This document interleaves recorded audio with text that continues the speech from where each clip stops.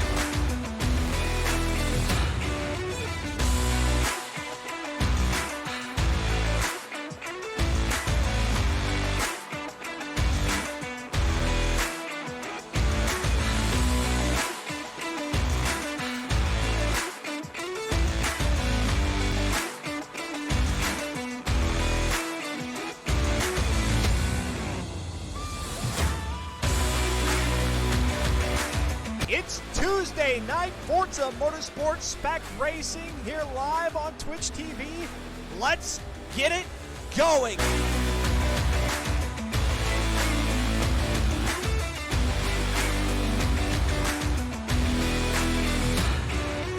AMS Storm now here on lap number 34 of 34, jumps into the top spot.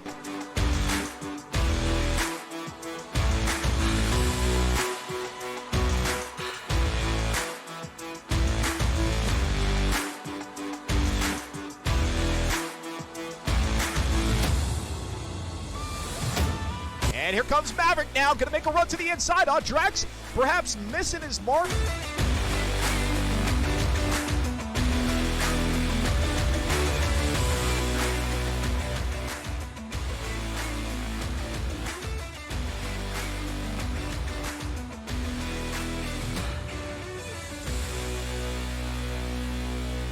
How's it going? Happy Tuesday. Well, hopefully it's been a happy Tuesday for you. I'm Dustin Moore, live on X-Venture here, Twitch TV with Forza Spec Racing Series, season number 40, week number 3. And let's go ahead and take a look at the standings as they are coming into week number 3. The midpoint, by the way, of season 40 after we finish this first race of the night. Then we'll be in the second half of season 40.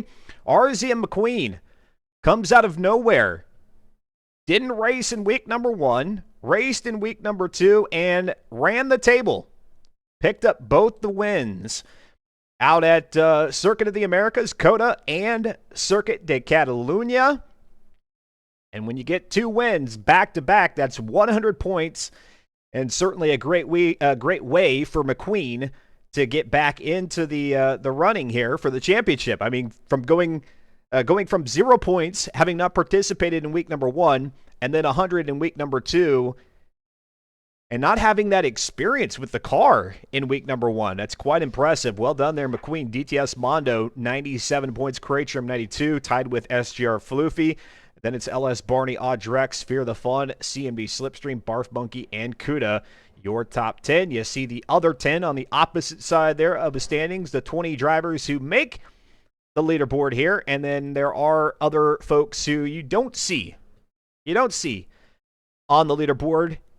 And I definitely encourage you, if you participate in FM4, make that a goal. Maybe you know you're not going to be vying for the championship, but if you can get into the top 20 and be on our leaderboard, that's a heck of a start. What's going on there, Slow Motion Fire? Good evening to you, DWM Frog. Good evening as well, and I'm glad to report that everything looks okay here in South Central Texas, at least where I'm at. I think we'll be all right to get through the night without any concerns that the stream might go out, and I'm talking about the weather for anybody who may not be aware. We've got all kinds of crazy stuff going here in the South, and so, I shouldn't say the South. I mean, Southern Texas is not the South. It's the Southern Plains is where I'm at. Yeah, I think looking out my window right now, everything is good. Cheetah, B119 in the chat says, going for a top 10, especially in your pick. Lamar, awesome. Good stuff. Let's go ahead and look at not only the standings, but here is the schedule. As I mentioned, we'll be going out. Well, I didn't mention it. I did mention it in a tweet earlier today. No, I didn't even mention it then either. I've not mentioned it at all. Okay, I did mention it a week ago before we came into week number 3 that Road Atlanta, the club circuit, would be on tap for tonight. 32 laps there. And then we go into the dark, partially under the lights. Obviously, the massive Le Mans Circuit de la Sarthe Old Mulsanne circuit is not all lit up. And we'll be doing 8 laps out there here in the Porsche Carrera GT, which has been one heck of a vehicle to watch get around the track.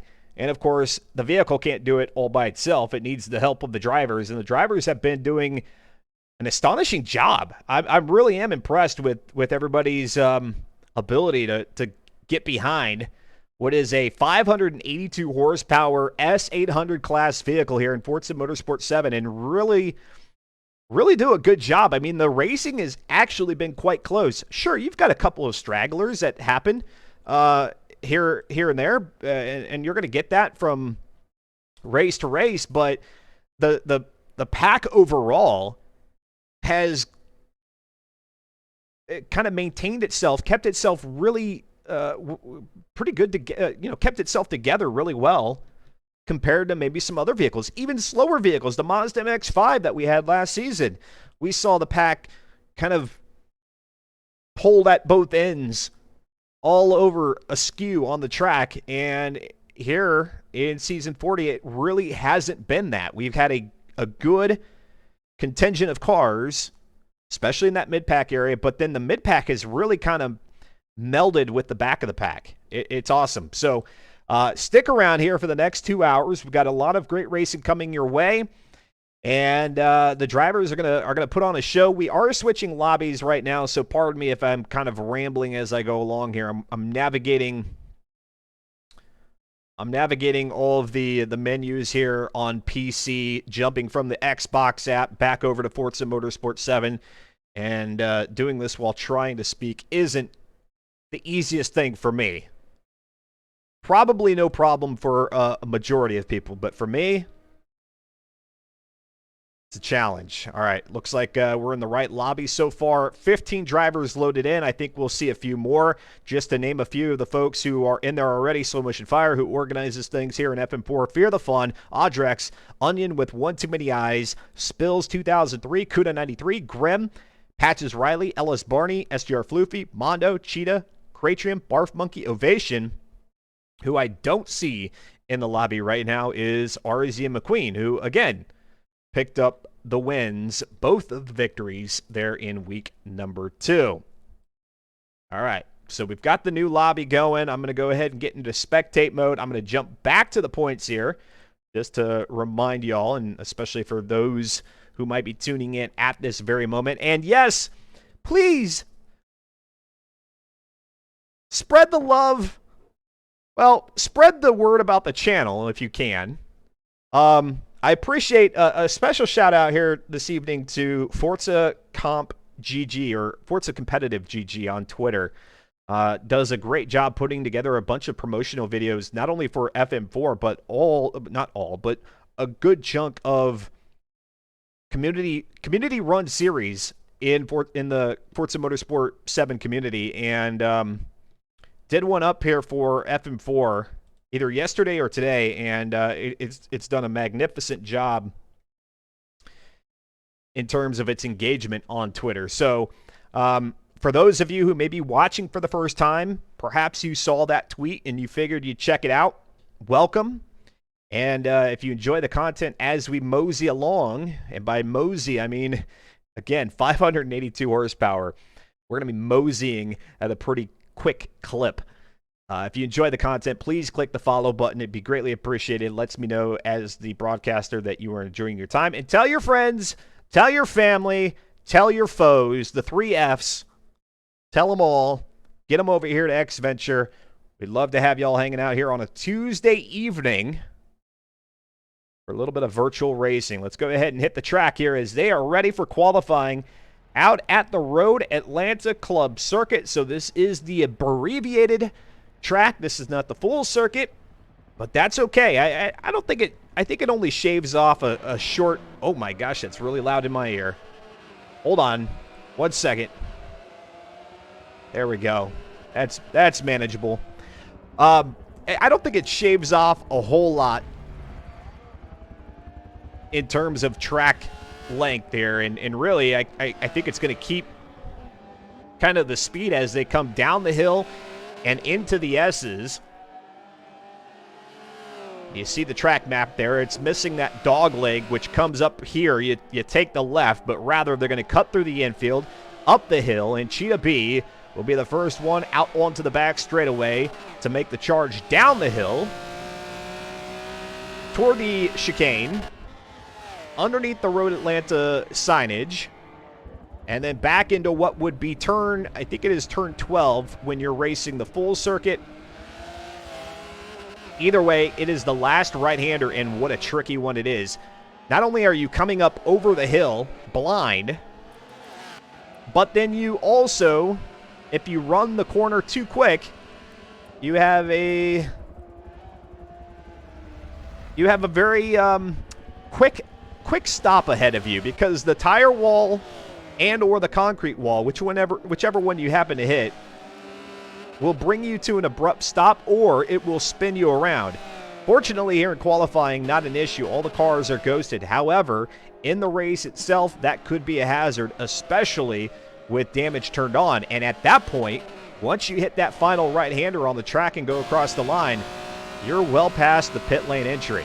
SGR Floofy right now with a sub-1 minute time. It's a 58.501 right now, the quickest lap out there on the track. Let's go ahead to our second quickest driver, which is going to be LS Barney. LS Barney sitting 5th overall on the leaderboard coming into tonight's racing action, just behind SGR Floofy. He trails by 6 points. And we've got the loading screen there, which typically indicates that we've lost somebody. Yes, DTS Mondo. Wow.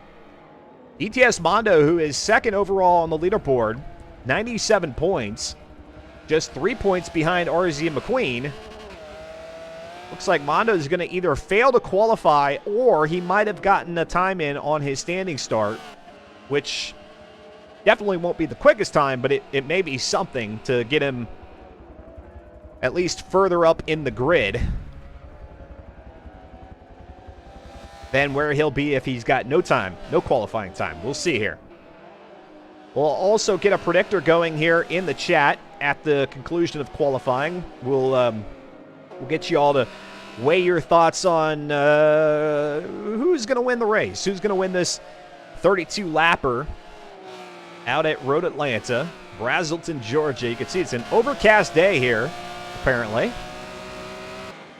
And we've got a car which is way off the track there into the entry of the final chicane, having to course correct, and doing so out in front of traffic. That can always be a bit of a blunder. It can be a distraction for those who are trying to set quick times. And SGR Floofy, it looks like he set the quickest time on the standing start, and it might be SGR Floofy who holds on to pole going into the race itself. 56.056 is the time there for Floofy. And I think we are done. Just like that. A quick little, a hair under 3-minute qualifying session. We'll have a different experience come Le Mans. The old Mulsanne circuit here next. Cratrium 56.4, 58.6 for Cheetah Audrex with a 56.9. A 1 minute and 7/10 of a second there for Wise and Mitten, so unable to get under the 1 minute mark, but that's okay. A clean lap. 56.7 there for Fear the Fun. Floofy with a 56.056. Again, good for pole. Ovation, who is on wheel and pedals with a 102.505, a 57.2. And by the way, Ovation unable to participate in last week's racing action, so trying to get back into the groove here in Forza Motorsport 7 with week number 3 of FM4. Barf Monkey with the 57.292. LS Barney with the 57.215. 58.324 for Soul Motion. Graham with a 103. Kuda with a 57.7. A 1 minute and 4/10 is Patches Riley's time. Spills with a 102.561. Onion with one too many eyes at a 58.013. Let me see. Where did Fear the Fun go? 56, not a 57, a 56.712 for Fear the Fun. That might be good enough for, let me see here if I can't try to figure out the times with everybody else. I don't know. Fear, where are you at? Row 3, row 4? I'm on the second row. I'm third place, baby. Are you on second row? Yeah, I'm third place. All right. I'll tell you, I sure hope with the next Forza Motorsport title we can sort this by best times. I hate to embarrass myself by mispositioning y'all on the grid. You pretty happy? I mean, third place. That's nothing to scoff at. If I don't choke, I don't choke. But if I choke, then I'm gonna be real mad. What's going to make you choke? Is it just the inconsistency, or is there a part about Road Atlanta that you don't particularly like? Probably the 2 hours of sleep I've had today. Oh, really? That's what's holding you back? Yeah, it's Blame it 2 on the hours sleep, huh? It's 2 hours of sleep, and there's a Lightning playoff game, so I'm kind of racing and watching the playoff game Ah. at the same time with 2 hours of What sleep. game of the series is it? Just game 1? Game 2. Game 2 of what? 7? It's either best of 5 or best of 7. Oh, see, you got more games. You can come back to it later. No, No, gotta watch every playoff. I hear you on that. That's why I'm kind of glad FM4 takes place on Tuesdays, because most of the sports that I watch, they're not doing anything on Tuesdays. But anyway, Fear the Fun saying, yeah, hey, third place for qualifying, a good spot. We don't have RZ and McQueen out there, so that may help a little bit. Yeah, maybe find yourself in pole for the finish as well. That'd be nice. Who do you think is going to be more of a handful for you? Will it be Cratrium? I know Floofy's on pole, but if he drops back a spot, then you'll have to contend with him. Which one would you rather face off with if you had to challenge for either second or third position in the final laps? They're both faster than me, but I know I can hold off CT because I'm just that kind of a racer. I know how to block CT. I know how to get on his nerves a little bit. I've done it before. I could do it again, but then again, he's like the Dale Earnhardt of RFM4. He's got them. He doesn't talk much, actually ever, but he's fast and he's consistent. I was going to say those are fighting words, but really it can't be fighting words if you're the only one throwing words out. You're just talking to a wall at that point, right? He's just the local robot of RFM4. So I don't know. Is there with the Porsche Carrera? So we're seeing sub 1 minute times here around the track. You got to do 32 laps.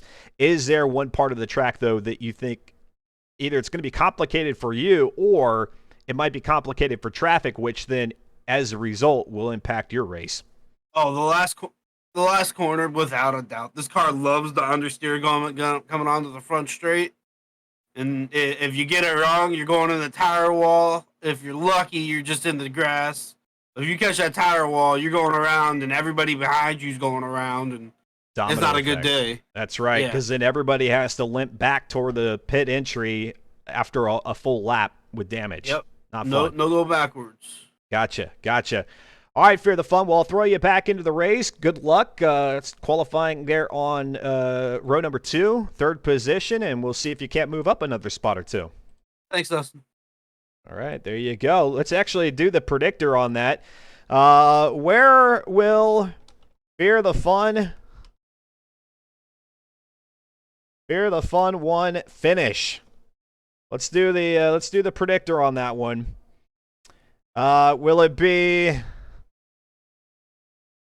third or better?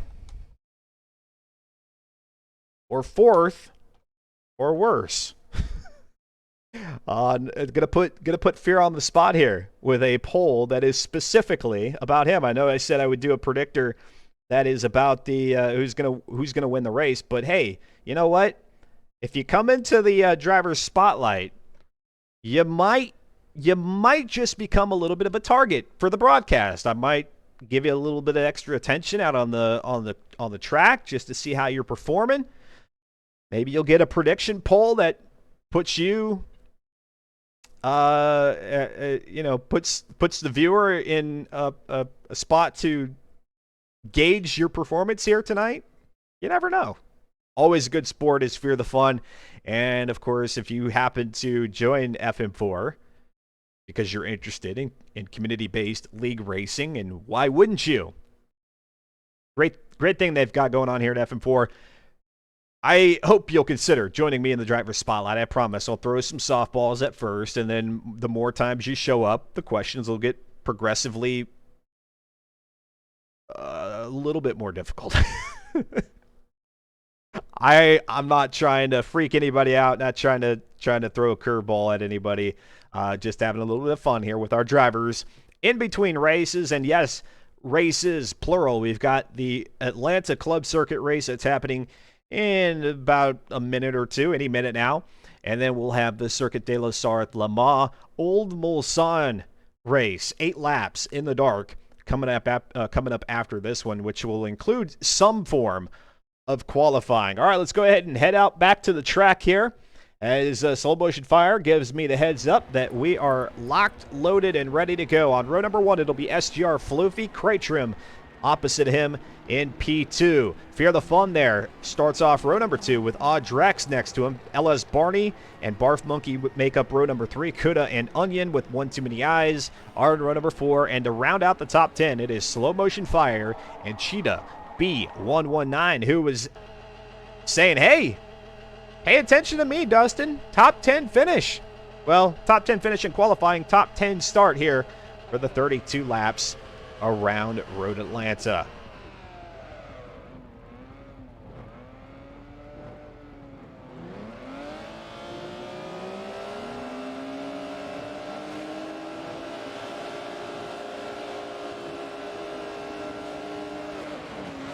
Kick the tires, light the fires, ladies and gentlemen. Week number 3 here. Season 40 of the Forza Spec Racing Series is underway.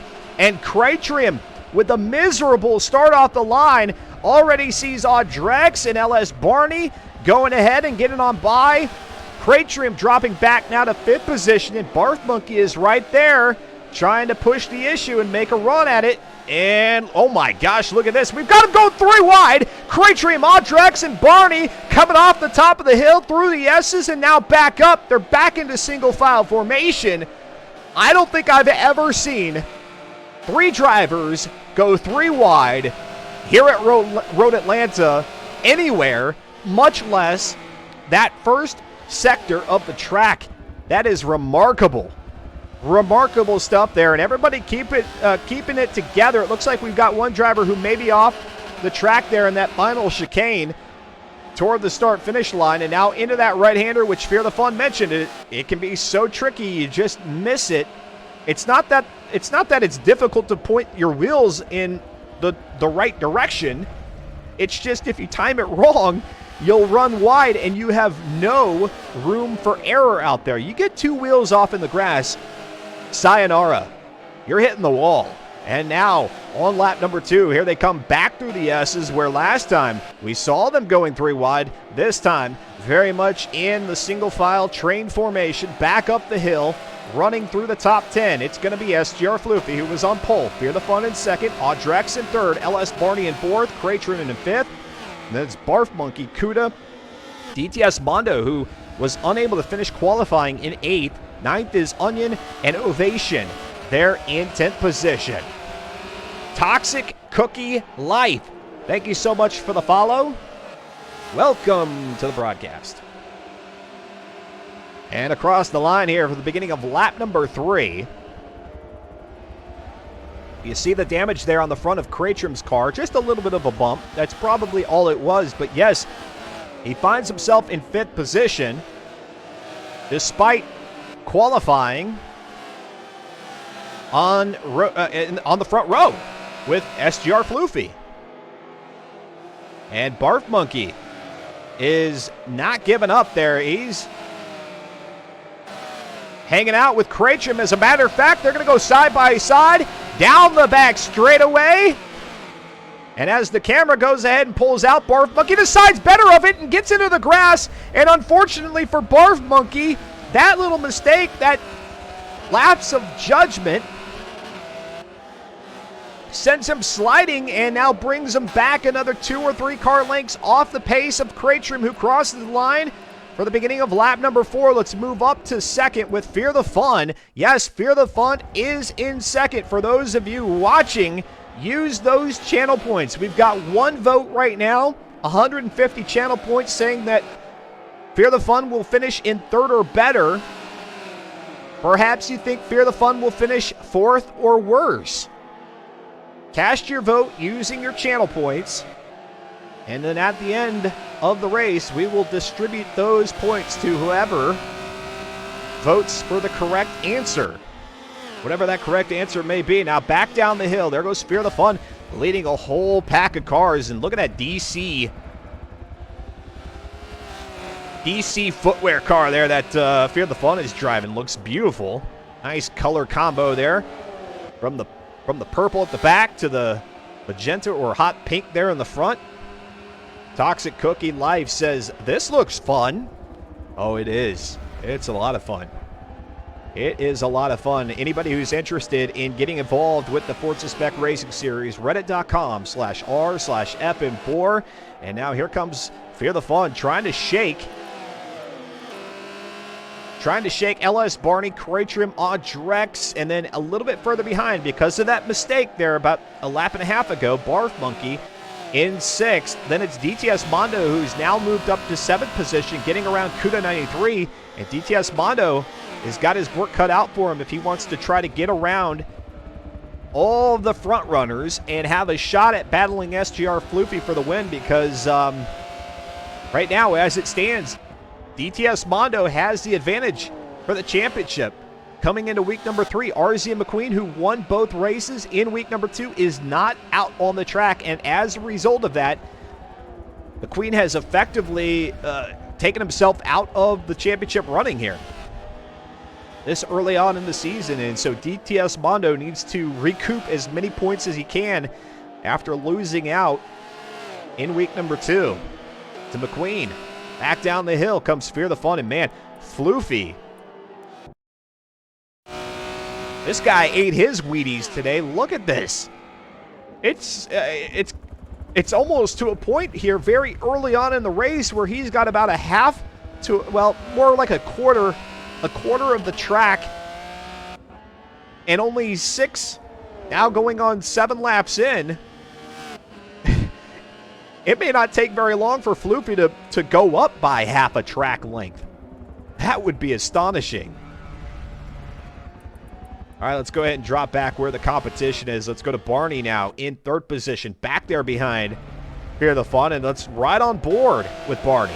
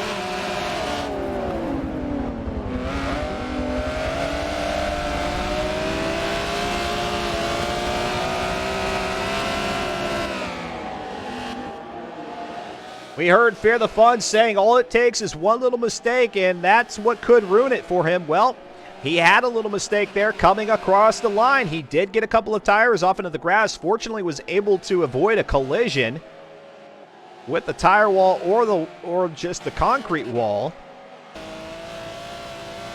And with that loading screen, we probably lost somebody, but Fear the Fun, yes, has fallen back to 4th position, with now Barney and Audrex in 3rd and 2nd, respectively. We've got a couple of cars in pit lane. That would be 14th of Grim and Ovation in 15th position.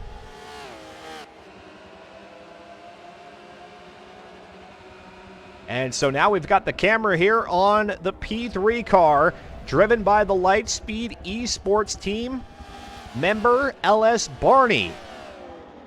Lap number 9. Through the S's, down the hill. Fear the Fun, trying to reel them back in. And Cratrim, Mondo, and Barf Monkey. It is about to become a 6-way battle for second here. Audrex is currently leading the pack around on the backside of the track here. Mondo up to 6th position. And now, quite literally, knocking on the back bumper of Cratrim. Maybe a little bit of a nudge there.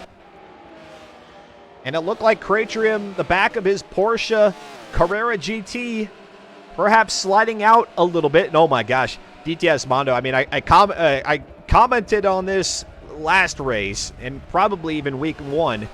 But that Ninja Turtle livery, oh, it's a beaut. Toxic Cookie now throwing a few channel points up onto the predictor, saying that, no, Fear the Fun will be 4th or worse. You guys have, I don't know, what is that, about 10 minutes? Cast your vote. Use your channel points, your executables there at the bottom of your chat.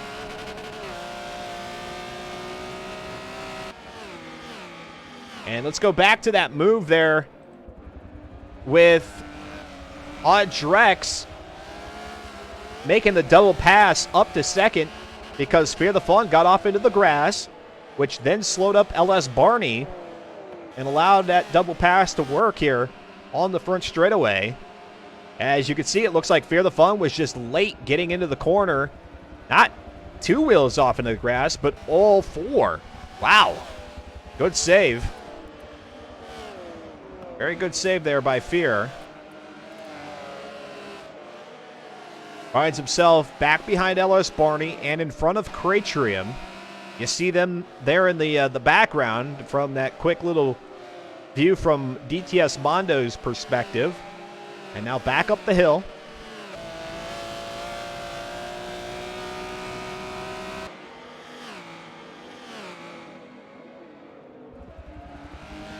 I'm Dustin Moore. Great to have you all tagging along here. X-Venture, live on Twitch TV with the Forza Spec Racing Series Season number 40. And yes, being that it is week number 3, this will be the midway point after this race. And then the Le Mans Circuit de la Sarthe Old Mulsanne configuration here on these Porsche Carrera GTs will start the back half of Season 40.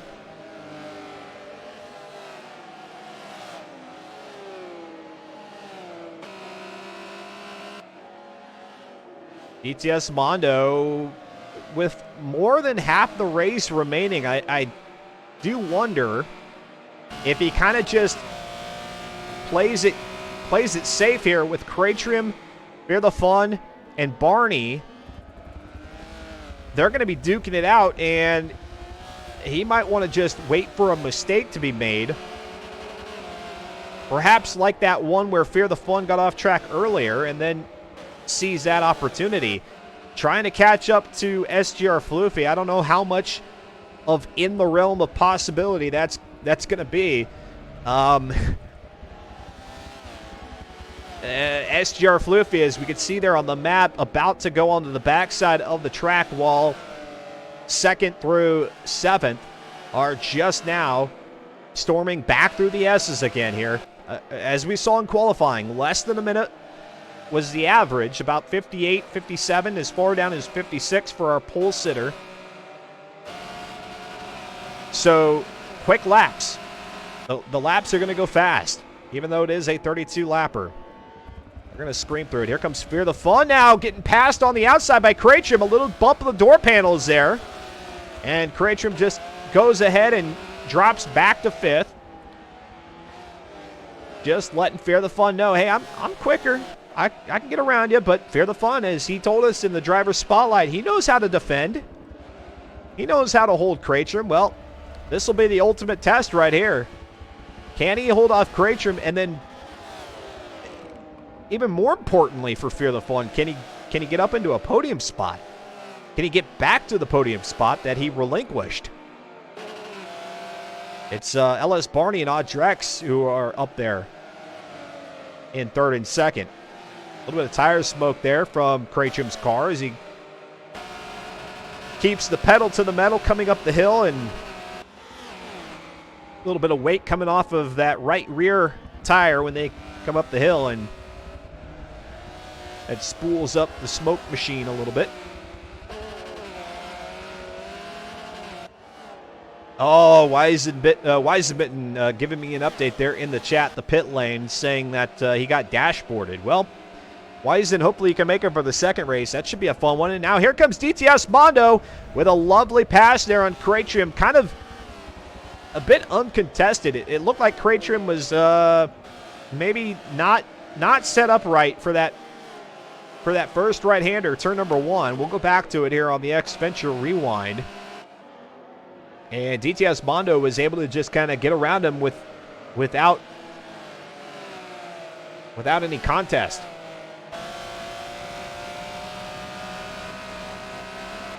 Yeah, DTS Mondo kind of locked up Cratrium there.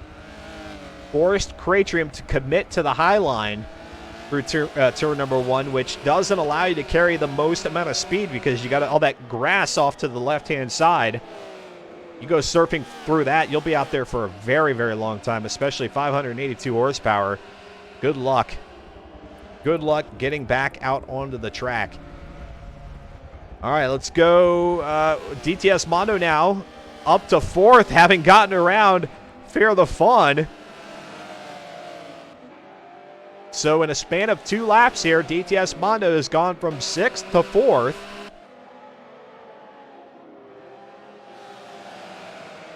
And now, like a homing missile,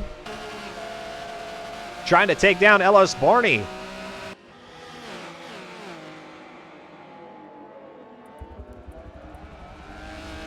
Drax able to get around one of the back markers who kind of just went off the track a little bit for Audrex to get by. And, wow. That looked so close to coming on. Oh, my gosh, and here comes Fear the Fun now to the outside. He had a good run. He's going to be right on the back bumper of LS Barney. They make contact. DTS Mondo gets a little squirrely. They're 3 wide now coming up the hill. And now we've got a combo of 2-car. Yeah, that wasn't going to end well at all. We had a couple of combos going into that chicane, and oh my gosh, Fear the Fun! What was that line? I have no clue how he executed that maneuver, that pass, but he did. And so Fear the Fun now back up to 4th, and now here comes DTS Mondo to strip it back from him. Wow. This battle for 4th. Unreal. DTS Mondo. Now let's see if he can hook it. He does. Put the power down and try to get away from Fear the Fun here, who, yeah, you just never know.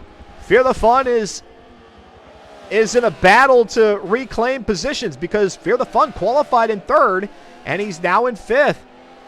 And so when you've got somebody who's trying to get back to at least where they started the race at, you just never know at what length they're willing to go. And so DTS Mondo now with about a 1.5 car, 2-car length lead on Fear the Fun. Wow, what a race. All right, the field getting a little bit spread out here. And I think the reason for that, which goes completely against what I said earlier in the race, or earlier in the broadcast when I mentioned that the racing has been pretty close across the field here. I think the difference is the complexity of this track. A little bit more complicated here with these S's. High-speed corners, a lot of grass, so not a lot of runoff area anywhere for any corner. As a matter of fact, I can't think of any runoff area in any one of these turns. You go outside the white line, it's turf. Fear the Fun back up to 4th. Let's go back to that pass about a lap and a half ago with DTS Mondo getting around. Oh, actually, no, this is Fear the Fun.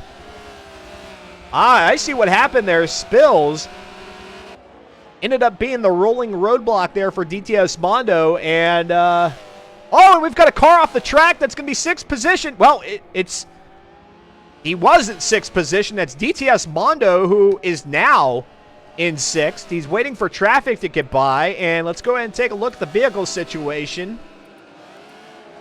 No damage to the car. And so now here with 13 laps remaining, DTS Mondo is going to have to do it all over again. Make the charge back up through the field.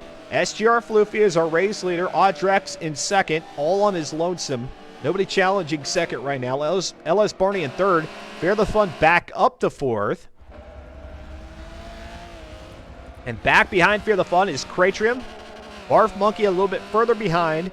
Then in 7th is DTS Mondo trying to make that recovery. Kuda in 8th. Slow Motion Fire in 9th. Onion with One Too Many Eyes is in 10th.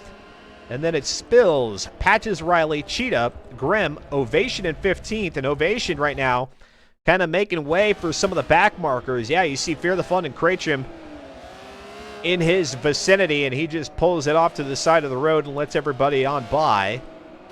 And then we did lose one driver, Weisemitten, earlier on in the race. Let's go back to Fear the Fun, and let's take a look at what might have happened. I think I caught it.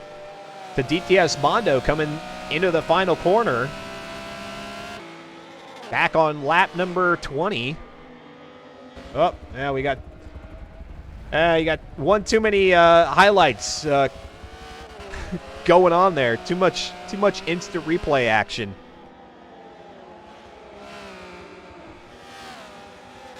Weisemitten rooting on Fear, saying, come on, Fear, get in the top 3. He's got a chance. He's got LS Barney not too far ahead. Here comes Graham out of pit lane. That's going to slow up Kratrim a little bit. Kratrim, I think, yeah, well, Kratrim got around, but I do believe he probably came off the accelerator a little bit to yield to that exiting pit lane traffic. What a good start tonight. Good racing. Exciting. I don't think I've ever, since instituting the instant replay here on the channel, I don't think I've ever pressed the button so many times. All right, Fear the Fun now across the front straightaway here on lap number 23. So 11 to go here in the 32-lap race. That 33rd lap will be a cooldown lap. Our predictor is closed. We had a couple of participants, and 66% of the executables are saying that Fear the Fun will finish in 4th or worse, while 34% of the executables are on the other side, saying that Fear will finish in 3rd or better. Well, we're about to find out.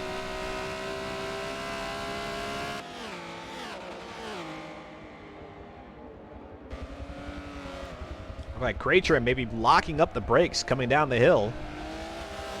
Maybe didn't expect Fear the Fun to be so hard on him, but he had LS Barney out in front of him, so Fear had no choice in the matter. Let's go ahead and ride on board here with Fear.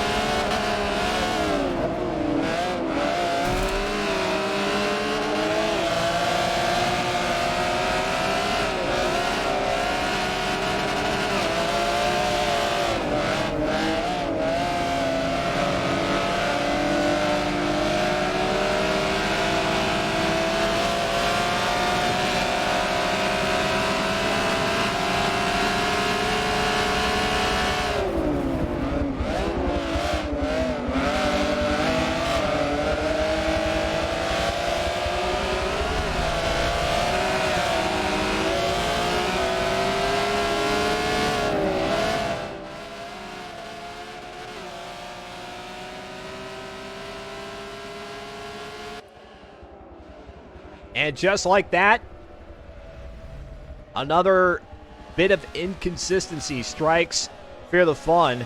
Gets off into the grass. And now Kratrim gets by. And here comes Fear the Fun storming back. He knows time is running out to get back up to where he qualified. Maybe a little bit too much off into the grass there. I could count what seemed to be 3 tires through the S's. He did not advance in position. But for somebody who said he knows how to put the defensive moves on Kratrim, well, now Fear the Fun is on the offensive. He goes to the inside of Kratrim through the final right-hander. He pulls it off. Oh, my gosh. Wow. Folks, if you're a fan of Forza Motorsport, and you're not making more time to hang out with us on Tuesdays, you're doing it wrong. And now Fear the Fun gets into the back of Onion, and they're going to go 3 wide once again. Craytrium, Fear the Fun, and Onion with one too many eyes. Now Craytrium gets onto the side of Fear the Fun, who gets squiggly coming down the S's, and then Fear the Fun gives Craytrium a little bit of a bump there on the passenger side door panel, sliding Craytrium out. Fear the Fun able to get back up into 4th somehow, and now knocking once again on the doorstep of LS Barney. LS Barney's probably thinking, man, didn't you disappear at one point? You're back? Let's go see what we can see on that replay before I have to go and click another replay, because, man, it just is, this is a highlight reel of a race. Gonna have to get this into the intro package. Jeez, and now Fear the Fun with a little bit more than a bump. That could be a shove, considered a shove there on the back of LS Barney's Carrera GT. Now through the S's, and as you see there in the background of that camera shot, Craytrium nowhere to be seen. He is quite a bit back. Then you got Barf Monkey in 6th. DTS Mondo, who is still in 7th after that incident in the final right-hander about 10 laps ago, has not been able to recover a position yet. And so for DTS Mondo, I don't use the word catastrophic race, but man, this was not a good one for him, because as somebody who was 2nd overall on the leaderboard coming into week number 3, only trailing behind RZ McQueen, who is not participating here today and did not race in week number 1, that meant the power was in DTS Mondo's hand to get back up into the top spot. And so far, at least in race number 1, that doesn't look like it's going to happen. Perhaps he could turn it around in race number 2 this evening. And now here comes Fear the Fun up onto the rear right wheel of Barney before he switches it back over to the left side, and then goes ahead, just sees himself to the back bumper of Barney before they rock and roll up the hill. 582 horsepower, S800 is the performance index here. Forza Motorsport 7, and this car, this Carrera GT, has been nothing short of exciting.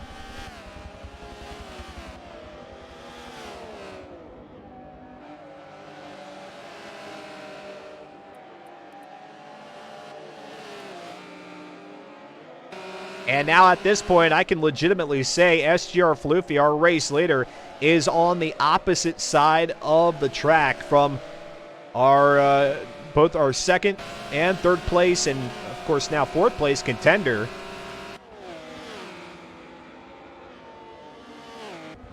And now here comes Fear the Fun to the inside of LS Barney. And then it's the old switcheroo. Fear the Fun off into the grass, which means he has no traction, no grip. Slides it into Barney. Fortunately for Barney, that was light contact. And now look who it should be here. Contending for 4th once again is Craytrium.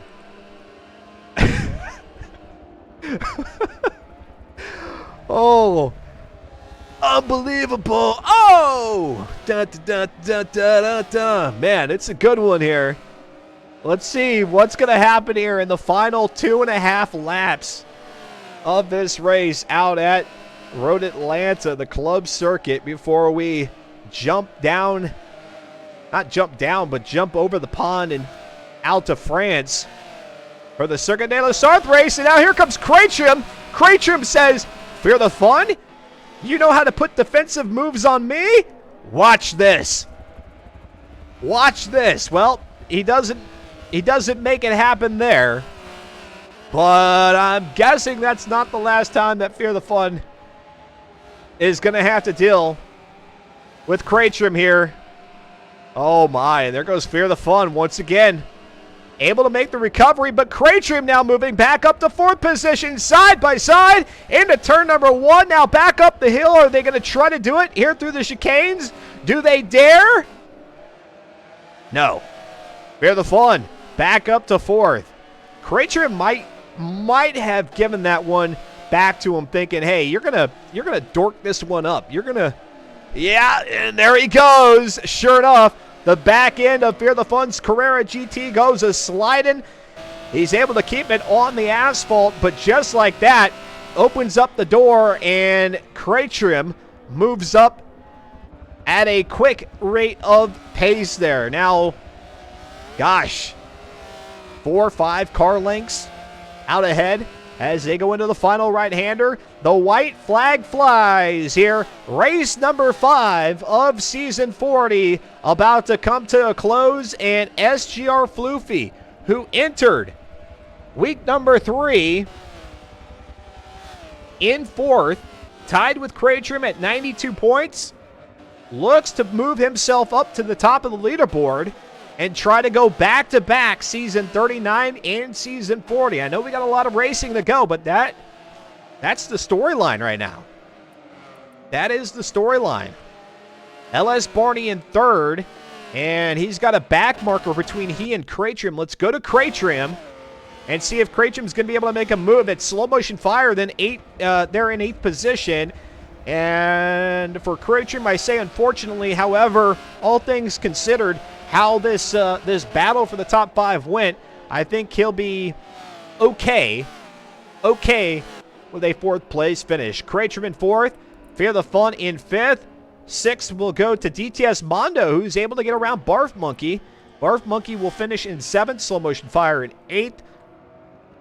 Onion with too many eyes in 9th, Kuda in 10th. Wow. That was intense.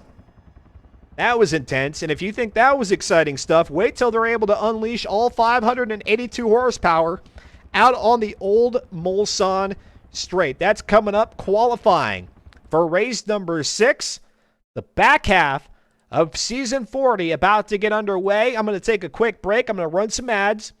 If you're not a subscriber, you'll see the ads. If you are a sub, congrats and thank you. You'll get to listen to some music here. But if you're not a sub, please just hang tight through the ads. I promise you, you're not going to miss anything. And then on the back end of the ads, it'll allow those who are jumping into the action a little bit later on, who are joining the stream, to avoid those pesky pre-roll ads. You know about those, the ones that catch you right up front when you check out the channel, and you got to wait for them before you can get into the racing action. Well, we're going to help get those out of the way here for folks coming into race number 2 of the night. I appreciate y'all hanging out. Dustin Moore, X-Venture. It is Season 40 racing here in the Forza Spec Racing Series. I'll be right back after this commercial break.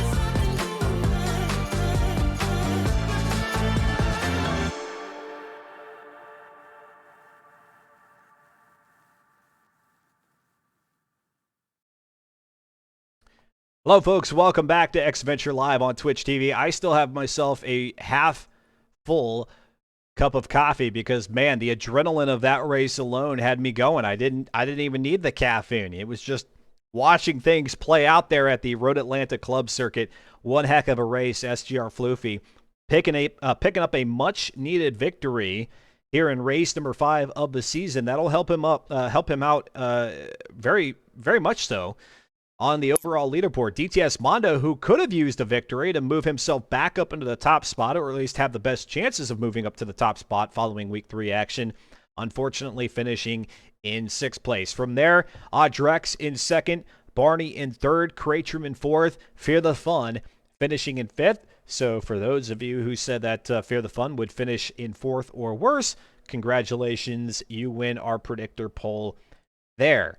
All right, let's go ahead and bring into the driver's spotlight. You know him for his affinity for Suzuka in the wet. It's LS Barney, who finished 3rd out here. LS Barney, man, you had a variety of drivers in your rearview mirror in that race, but you were able to hold all of them off.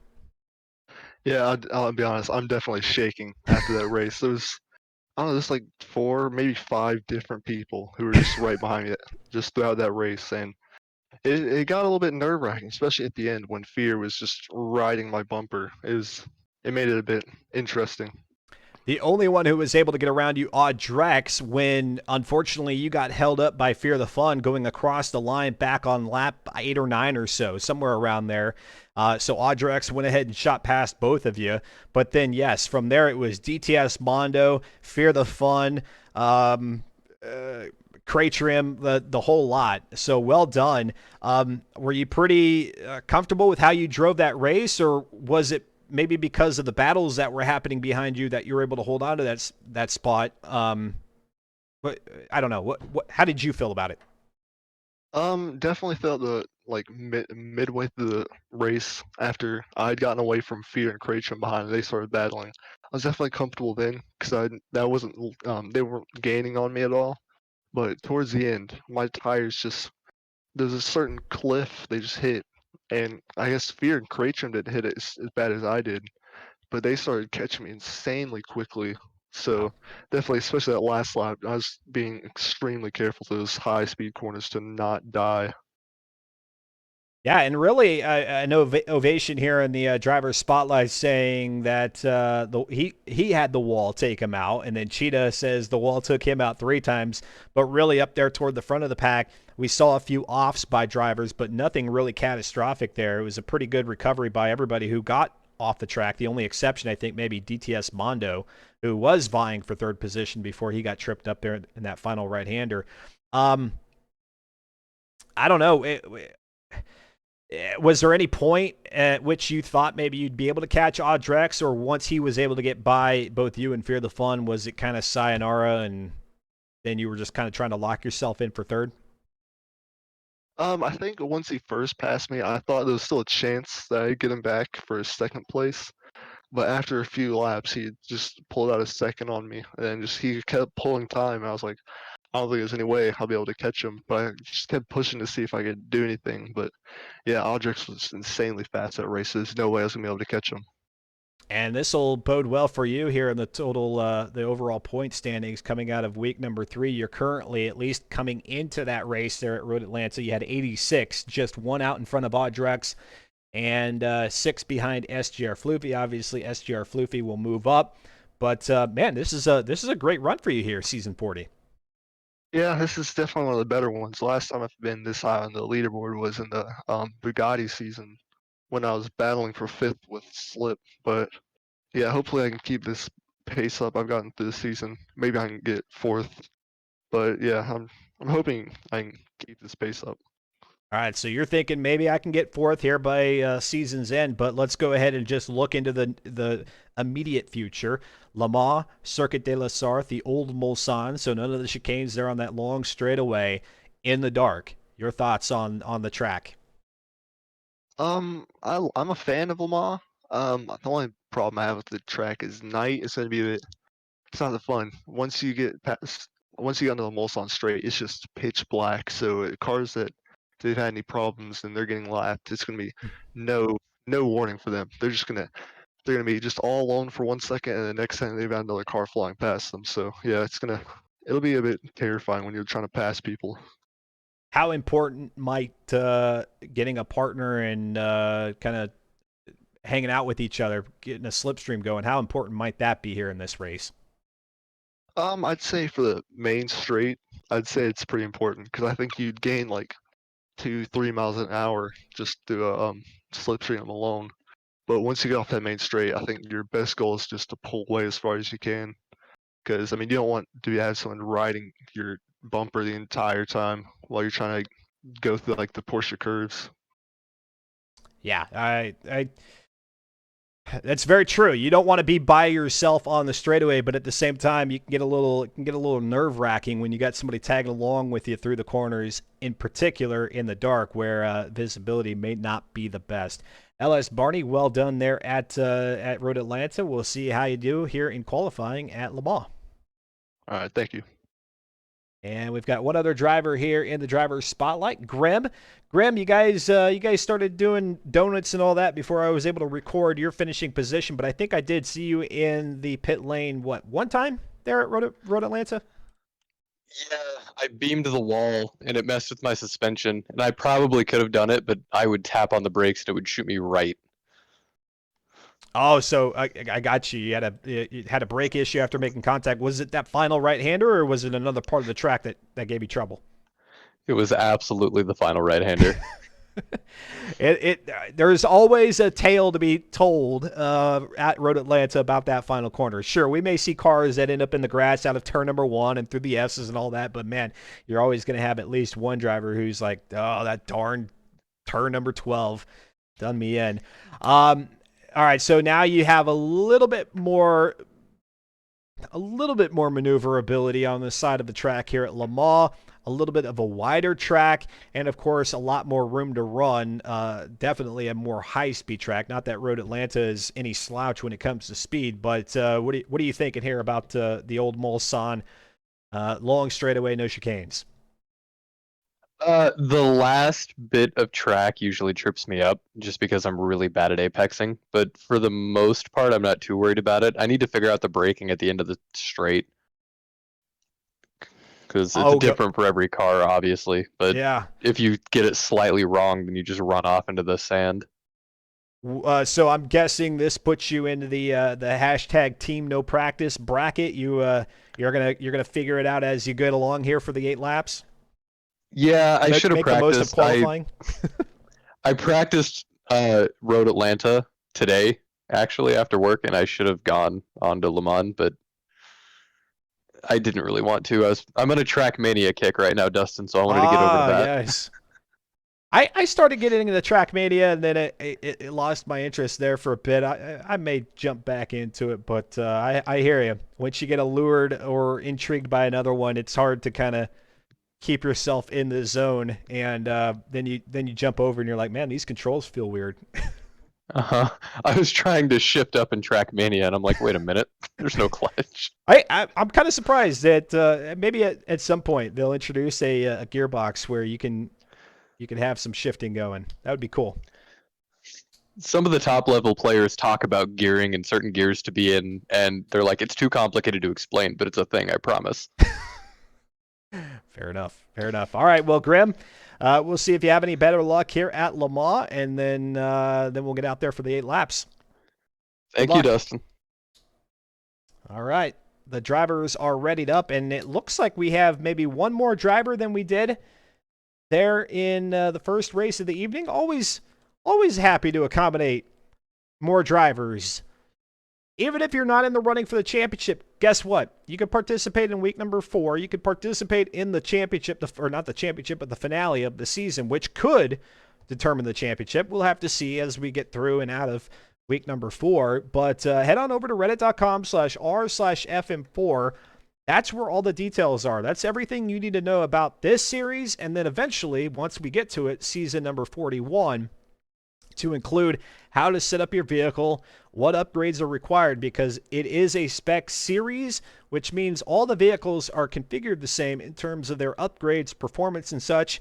It's in the tuning where you can make your finite adjustments to fit your driving style, and there are a few assists that you can toggle either on or off or make adjustments to fit your driving style. Others where they have in place requirements, but it's a very exciting, very dynamic league in terms of the cars, the tracks, and then ultimately the the driver experience that we have out there on the circuit. So if you're in the least bit interested, I definitely encourage you to head on over to reddit.com/r/FN4. It'll get you ready for the next Forza Motorsport title. I promise you that much. And then when the next Forza Motorsport title comes out, I'm going to say it right now. It's going to be damn near impossible to get into this series without quick fingers and registering early, because that hype, that excitement that comes about with a new title will definitely have people jumping in and getting themselves on the board sooner than normal, sooner than what it is currently. Right now, you can pretty much guarantee if you put your name in the hat, you're going to be able to race. That may not be the case when the next Forza Motorsport title comes out. So get some familiarity now here in Forza Motorsport 7. I know it's going on, 4 years of age, this game, which is unusual for Forza Motorsport. This is the first time they've jumped out of the 2-year release cycle. But get in now, get familiarized, because really the rules aren't going to change that much. They may tweak a thing here or two, tweak a thing or two here and there, but really what it comes down to is getting familiar with what the rules are right now, and then hopefully the only adjustments then you would have to make with the next Forza Motorsport title are just getting familiar with whatever adjustments to the physics that title might entail. So I'm telling you, don't be indifferent about it. If you're seeing this now and you're thinking, gosh, it looks fun, it looks like they've got a really good thing set up, the driving looks competitive, it looks clean, it looks like there's somebody out there on the track that I would be able to battle with, get in, be a part of the action. And for those of you who are joining me now, the audience that's hopped into the chat, well, not to the chat, but into the channel here on Twitch, thank you so much for tuning in. And as always, you can catch replays of all the broadcasts here of the Forza Spec Racing Series over on the YouTube channel. The same handle as it is here on Twitch, Xventure, EXEVENTURE. You've got 30 days in which you can watch the stuff on demand here on Twitch before Twitch goes ahead and axes it from my video library, because I'm a lowly affiliate. They can't possibly keep my videos for that long. But YouTube, they're more accommodating. All right, the poll has closed up. We only have one driver it is a driver. It's Ellis Barney who participated there in the predictor, saying that Floofy will qualify on pole. Let's go ahead and throw the stats up here in the bottom left. And it looks like it may be just a 2-lap qualifying session. So the out lap followed by the flying lap, and then that's all you get. And what I'm certainly interested in is what the fuel situation is going to be for this race. It's only an 8-lap race. However, there are a lot of parts on the track here. I would say maybe close to 2/3 of the track. Maybe it's half the track that you're full throttle. And so how much fuel will the Carrera GT drink in 1 lap's time? Well, let's go ahead and take a look here at the vehicle situation. Down to 92% here after lap number 1. So that might not be enough for an 8-lap race. They should be okay. They should be okay. Especially if you can get some teamwork going where you're making the most of the slipstream. Be able to conserve a little bit of fuel that way.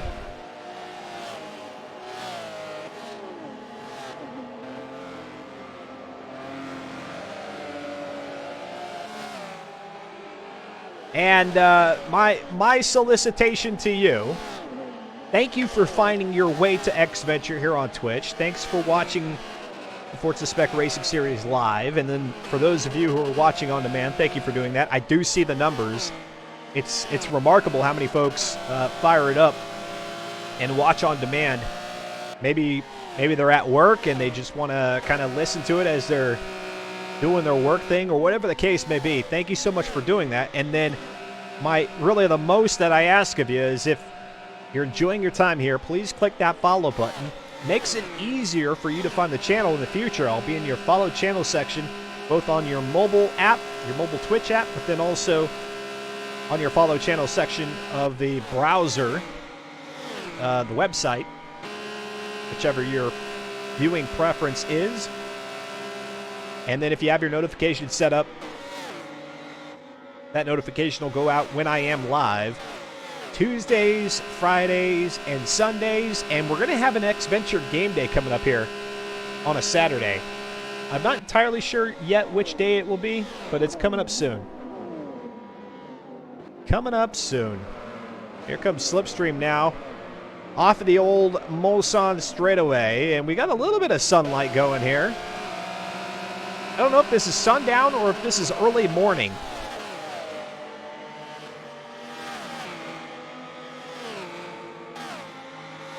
It might be a little bit darker during the race. We'll have to see if the skybox changes at all. Look at that, 222 miles per hour is what CMD Slipstream is clocked at, without a doubt, on the old Mulsanne.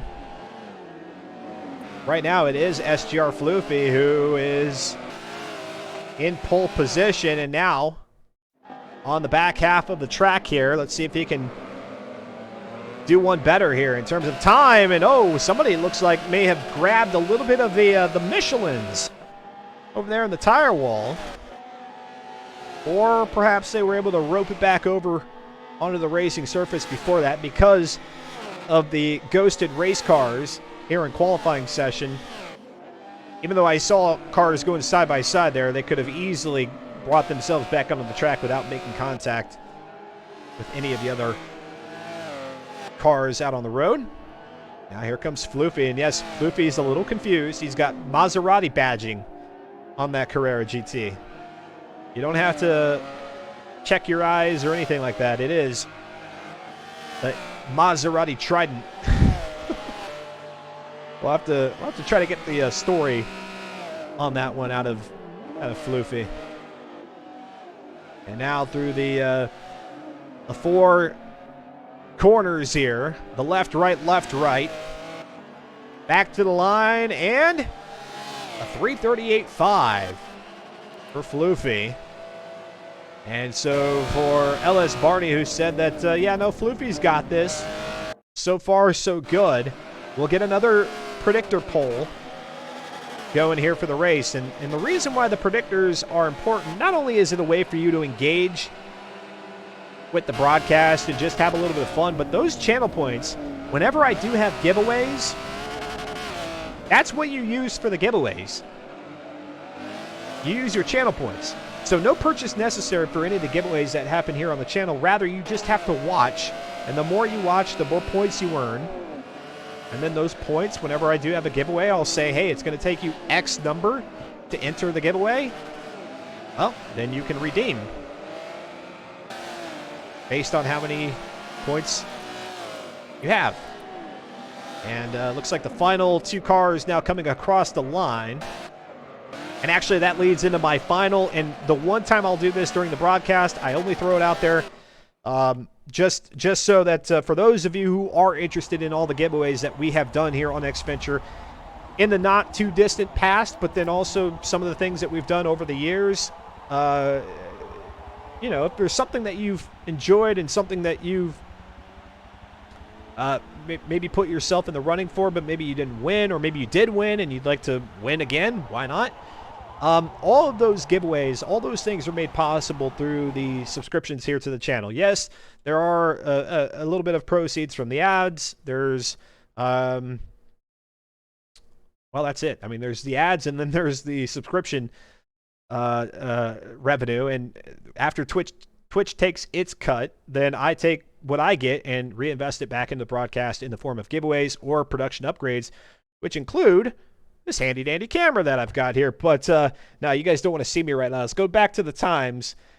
And what I'm getting at is, for those of you who wish to support the channel a little bit above and beyond, if I can find, there we go, a little bit above and beyond than either a Twitch Prime or Prime Gaming subscription, I think is what it's called now. Prime Gaming subscription, which is just a free subscription that you get monthly with your Amazon Prime account when you link it to your Twitch Prime account or your Twitch account.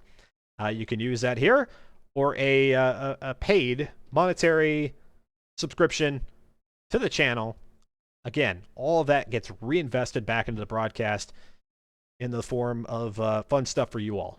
All right, SGR Floofy, 3.38.570. That'll be pole. That'll be pole here out at Le Mans Circuit de la Sarthe, the old Mulsanne, for the 8 laps here in race number 6. CMD Slipstream with a 345.318. DTS Mondo with a 341, a 342 for Odd Drex, 350 for the Onion with Too Many Eyes, 357 Dirty there for Grim, a 351 clean, 351 Dirty for Ovation. Barf Monkey is going to go ahead and top out the trio there with a 345, actually the fastest of the dirty laps. So Barf Monkey will be placed before Ovation and Grim, but not any further because even the fastest dirty lap is going to be slower than the slowest clean lap. And actually, Fear the Fun there with a 339 dirty. That looks like it's going to be the fastest dirty lap out of the bunch. So Fear the Fun's got his work cut out for him to make his way up through the field. 341, 538 there for Crate Trim. Cheetah with 346. Well done, Cheetah, who's having a great showing here in week number 3, both out at Road Atlanta and so far, so good at Circuit de la Sarthe. Ellis Barney with a 341, 339 there for Fear the Fun, who I just mentioned. Dirty lap, the fastest of the dirty laps. 348 for Kuda, 348 for Slow. 4 minutes and 5/10 there for Spills. And then Patches Riley with a 354, 253. Weisenmitten getting double disconnect. So the internet gods are not in Weisenmitten's favor here tonight. Hopefully, perhaps get that connection intact for the 6th race of the season, or maybe, let me see as I look through the list here, it looks like, no, Weisenmitten is back out there, so he's going to give it a go and see if he can't get that internet connection to stick. All right, let's go ahead to the driver's spotlight. I call you the Onion with one too many eyes, but how am I supposed to be saying it? You can just say it as Onion, but I like Onion with too many eyes. That's pretty good. Are you a fan of onions, or what? What's the inspiration or the motivation behind the name? My friend misspelled my name and put onion at the end of it, so it just stuck. That's where it's from. I like it. I like the backstory of gamer tags. It's always interesting. Some aren't fascinating, but others do have a little bit of a story behind them. All right, so what encouraged you or inspires you to get into the action here, Forza Spec Racing Series? I was looking around on the internet for a good league for Forza Motorsport 7 because I wanted to have some good clean racing, and stumbled across these guys. Watched some last bit of season 39 and decided to join up for season 40. And if you had to kind of rate your scale, or rate yourself on a scale here, I don't know, you could use the public school grading system or numbers, whatever you are happy with. What would you rate yourself, and then what do you maybe aspire to here throughout the rest of season 40, and then maybe in future seasons? Somewhere around the middle. I want to be more consistent, especially with qualifying. My qualifying has been pretty bad as of these races, but that just gotta keep the clean laps rolling. Yeah, clean laps rolling, especially in qualifying, because the dirty laps obviously don't help out by putting it at the back of the field. Is it, for a lot of folks, what could be daunting or a bit challenging is the tuning aspect of things. Is that something that complicates things for you, or is that something that you're familiar with, or do you kind of solicit the help of other racers in the series? I borrowed Fear's baseline setup and just modified it from there to my liking. Yeah. And that's a great point for anybody who may be interested in participating in the Forza Spec Racing Series is that a lot of the folks are very transparent. They're very open to the idea of, hey, I want to help you be as competitive as you can be. So if tuning is not your thing, here is either kind of a base setup for you to get started, or if somebody's genuinely interested in learning the ins and outs and tinkering with things, then you can definitely throw some questions in the forums that they have, and you'll probably get an answer. All right, Onion. So let's talk about Circuit de la Sarthe, the 582 horsepower Porsche Carrera GT. What do you make of the car track combination, and where do you want to finish at the end of the race here, the 8 laps? Yeah, this car is really, really power happy, especially with all that horsepower going straight to the rears. So I just gotta try and like monitor my throttle, that kind of thing. I'm pretty comfortable on Le Mans. That's probably one of my most driven tracks in any racing games. Definitely want to increase my position from qualifying. I didn't set a good lap. I dirtied my flying lap. Mm-hmm. So you had to stick with the outlap in terms of a clean time. Well, at least you got one of those under the belt. We're talking with the Onion here in the driver's spotlight. How would you sum up the Carrera GT, at least your experience, the first 5 races here in Season 40? it's very powerful. Yeah. Trying to handle all that power is a challenge for sure. Does the tire degradation, does that play into the driving experience for you later in the race? I know some drivers have said, yeah, no, based on my setup, I don't notice it. But what's it like for you? I started to notice it at the end of Road Atlanta, but that's a very hard track on tires. Yeah. I don't think I'll notice it here. I don't think there's those 2 long straights that don't really scrub too much tire, so should be pretty good on tire wear. All right. Well, Onion, thank you very much for the insight. Well done in terms of committing to your participation here in FM4. We'll see how you do out at Le Mans. Thank you. I like it. He's got Onion's got a it looks like a photograph. Maybe I'm seeing it. Maybe my eyes aren't as capable as they think they are, but it looks like Onion's there. So there's the story: is that a friend misspelled his name and kind of looked like Onion, and onion with one too many eyes is what I like to say. It's got an extra eye in there, and now Slow Motion Fire gives me the heads up that we are ready to go. You see there the starting order. It's going to be SGR Floofy and DTS Mondo, row number 1. So DTS Mondo, a chance of redemption with that performance out there at Road Atlanta, which was all sparked by a inability to get a clean qualifying time. He got DNF during qualifying out at Road Atlanta, and it looks like they're going to go ahead and make a few adjustments to the grid here. Possibly? No? Okay. Just something weird on my end there. All right, race number 6 here of Season 40. This is the back half of the season. And yes, Floofy qualifies on pole, so congrats. Barney, you get your points back. And oh no. I think we might be having a restart is what's happening. Yes, we are going to have ourselves a restart. So back to this. While I see the cars, everybody's going to put a donut or 2 in before they exit back to the lobby. And we'll try it again. Slow Motion Fire is saying restart. We had 2 people drop right at the loading screen. Okay, so that's what I was seeing in terms of kind of a weird looking menu there before the race got started. I too got a disconnect. Fortunately, after Road Atlanta had the race there had finished, but it does seem that maybe the Forza servers are a little jittery tonight. I don't know. Not too sure, but Slow Motion Fire will get things going here in pretty short order, and we'll see if they can't get those 2 drivers back in. It looks like one has joined back in, and Weisenmitten, again, I think that might be strike 3 there for Weisenmitten, just not having any luck there with the connection. And yeah, it looks like Weisenmitten is now back out of the lobby, and that might be the last we see of him tonight.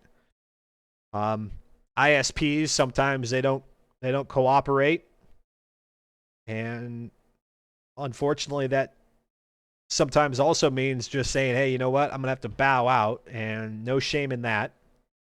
Although it looks like Weisenmitten is going to try to plug back in. Going to give it a go. All right. Well, and he's back out again. I think Weisenmitten, if you can hear me, I think your connection is just not going to have it here today. Unfortunately. And I'm not sure who the other driver is at, is it DTS Mondo? DTS Mondo, who qualified on row number 1, is the second driver missing in the lobby. So hopefully we can get DTS Mondo back in there, who qualified in second and is trying to hold on to a championship season, one that SGR Floofy is now threatening, and Weisenmitten's back out again. Yeah, I mean, I'm guessing Slow Motion Fire or Fear the Fun may be taking care of it, but Weisenmitten, if you're watching the stream, it might be best to go ahead and sit this one out. I think that's like 7 or 8 disconnects now that I've seen. Which could be be problematic for the rest of the drivers out there. Sometimes you get that instance where a disconnect to a one driver then results in some goofiness with other drivers. If that instance where you fall out of the lobby, get disconnected, if that means that another car can't sync up with that change, what that does to the server, then unfortunately we could see other drivers fall out as well. And I don't see Weisenmitten trying it. But yeah, DTS Mondo right now is the missing soul on grid. It's not the worst thing for DTS Mondo, because this could effectively serve as a drop week. However, you just never know what might happen. There's 2 weeks left, week 4 and then week 5, which is a very important race because it is just one race. It's double the points. And so you really have to be on your game there. And so you even though you're thinking, okay, I had a bad run out at Road Atlanta, now maybe having some server issues there for Mondo, or whatever the case, maybe Mondo's having to restart the console, whatever it might be, you got to be thinking, man, I need to at least try to get these points. I have to, because again, you could have a disastrous week 4, bad week 5, and what you might think to be your drop week may actually be one of your weeks that count. And I see quite a bit of action here in the FM4 Discord. It looks like, yes, they are reaching out to Mondo to try to figure out whether or not he's going to be able to return to action. This is a notable departure here this evening. Notable MIA for race number 6, and Weisenmitten. Somebody might want to try to tell Weisenmitten that, hey, dude, it's just not going to work tonight. Back in there for what has to be like 12 or 13 times at this point. I see he's readied up now, and just missing Mondo.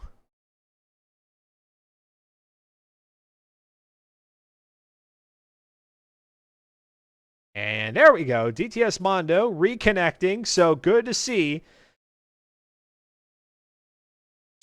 the driver who was second overall coming into week 3. These are the points coming into week number 3.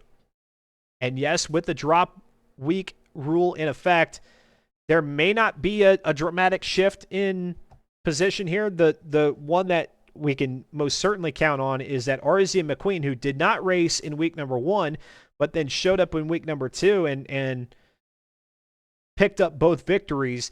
Not racing here in week 3 means that McQueen will effectively bring himself out of contention for the championship. So that's one name we can count on moving down.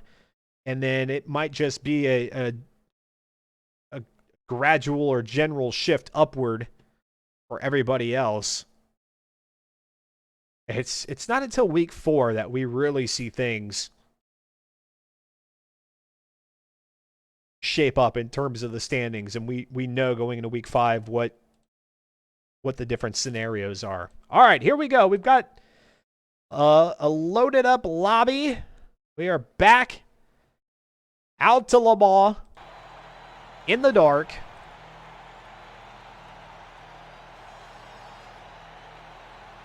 Eight laps of racing about to go down. And it seems like we do get the peak of sunlight, a little bit of sunlight.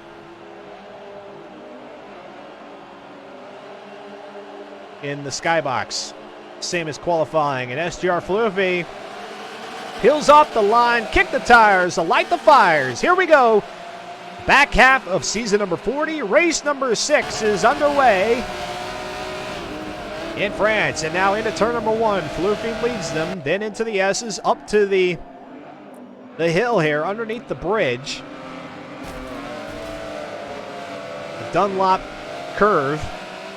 And it looks like maybe Barney and Mondo, a little bit of contact there, second and third.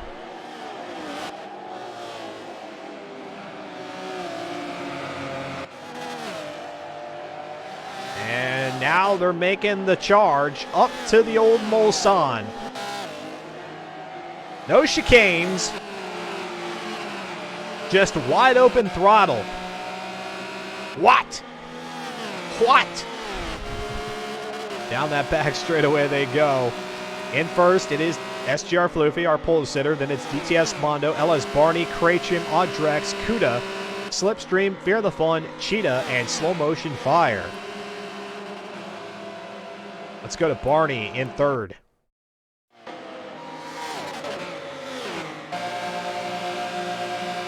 Cowabunga! In Turtles livery there on DTS Mondo's car. Barney with the on-brand Lightspeed Esports team colors of red and kind of like a maroon and white.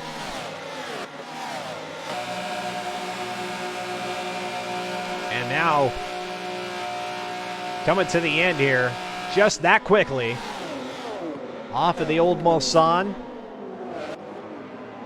Hit the right-hander, perhaps one of the slower corners on the track. DTS Mondo is wide, and then he goes ahead and just kind of shuffles off to the left-hand side to let drivers get by. Even though it is one of the slower corners, if you goof it up, everybody is moving fast compared to you. And so Mondo, recognizing that, made sure not to hold up the rest of the field and kindly let traffic go by. So Barney, Krachim, Audrex, Fear the Fun, Kuda, Slipstream, Cheetah, DTS Mondo all the way back to 9th position. Just not his night in a week where he could have used all the points to really hunker down on the overall leaderboard's top spot. It's not going to work out that way. Not going to work out that way this evening unless something drastically changes. And yeah, we still have 7 1/4 laps to go. So I may be speaking too soon, but not off to a good start. Here comes Fear the Fun in 5th. Fear the Fun, mind you, had a dirty lap, so already moved up to 5th is Fear. That's that was quick work. He's a man on a mission, clearly. And let me guess, this is going to be Wiesen. I'm going to take a guess. And actually, yeah. I think it is. Wow. Oh, so see? Now there goes Fear the Fun. Now, I don't... Yeah, and, well, no spills is going to slow it down coming into the chicanes. I thought maybe he was slowing it down to quit out the lobby. Maybe they were going to restart, but I don't think they're going to do that. And oh my. We've got Kuda now here in 5th. He gets all squirrely coming up to the Dunlop Bridge. I hate to speculate. However, it is a little... It's a little eyebrow raising when a DNF, when a disconnect sparks another DNF. When you see two drivers go out at the same time, and in this case, we know which driver has had the prevailing connection issue. So I hope that maybe Fear the Funds was on his own, but I fear that that may not have been the case. Username 7578. It's taken me a little bit, but thank you so much, username, for tuning in.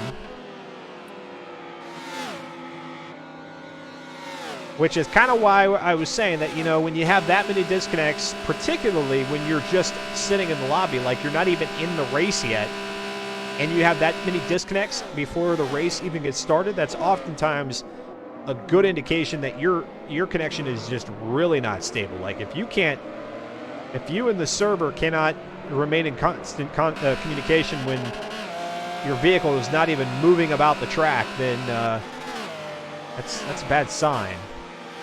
And it looks like the race will go on here. LS Barney, who we talked to in the driver's spotlight, is just... I'm very impressed. I mean, it takes good skill, great skill, to be a part of a team like Lightspeed Esports. They're a recognizable pro-level esport team in the Forza community. And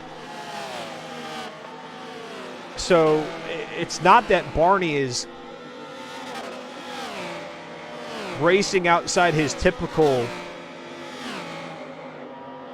level of performance. No, it's just that with a combination of some other driver's misfortune and then his consistency so far through the first half of Season 40 has got him in a good spot on the overall leaderboard, and right now in second out here at Le Mans. He will have some pretty stiff competition though here with C-Tom, as he's formerly known, or Cratrium. Oh, Fear the Fun. Okay, so Fear the Fun giving an update there in pit lane, saying that his was a hard freeze with the new AMD drivers. So whatever consolation it may be, it does not appear that Weisen's connection issue had any effect on Fear the Funds. It looks like Fear the Funds was driven by his own computer. Caused by his own computer.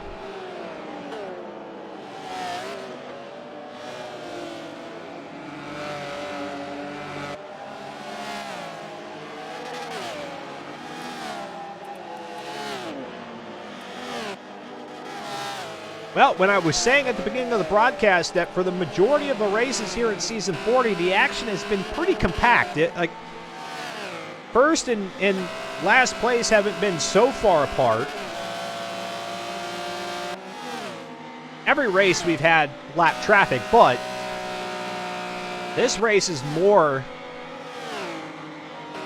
indicative of how Week 1 and Week 2 action went versus how today's Road Atlanta race went, because Road Atlanta, we had cars on all corners of the track. very spread out. But this is more familiar to how races 1 through 4 went, with not so much separation. All vehicles, all 15 of them now, or 16 of them now. Actually, it would be 15. All 15 coming down the Mulsanne Straight. You see the No Coast Brewing livery there on Kratrium's car. You see a lot of those No Coast designs being sported by Slow Motion Flyer. Let's jump back to CMB Slipstream, who has been pretty quiet here tonight. Probably not the way they'd prefer it. If I'm not calling your name, usually means we're not finding you there in the top 5, top 8 or so. We're currently in 7th. So in the top 8, could be vying for the top 5 here pretty soon. Currently occupied by DTS Mondo in 5th. So Mondo making a good recovery, falling back to 9th position, now up to 5th. There's Audrex. Audrex found himself into the tire wall, had to do a 360 to get pointed back in the right direction. And so now Audrex, well, actually, that was a pretty good recovery. Well, hold on. No, the timing hasn't caught up yet. Now it has. Audrex falling back to 8th. He was in 4th, losing 4 spots, and now he sees the taillights of Barf Monkey.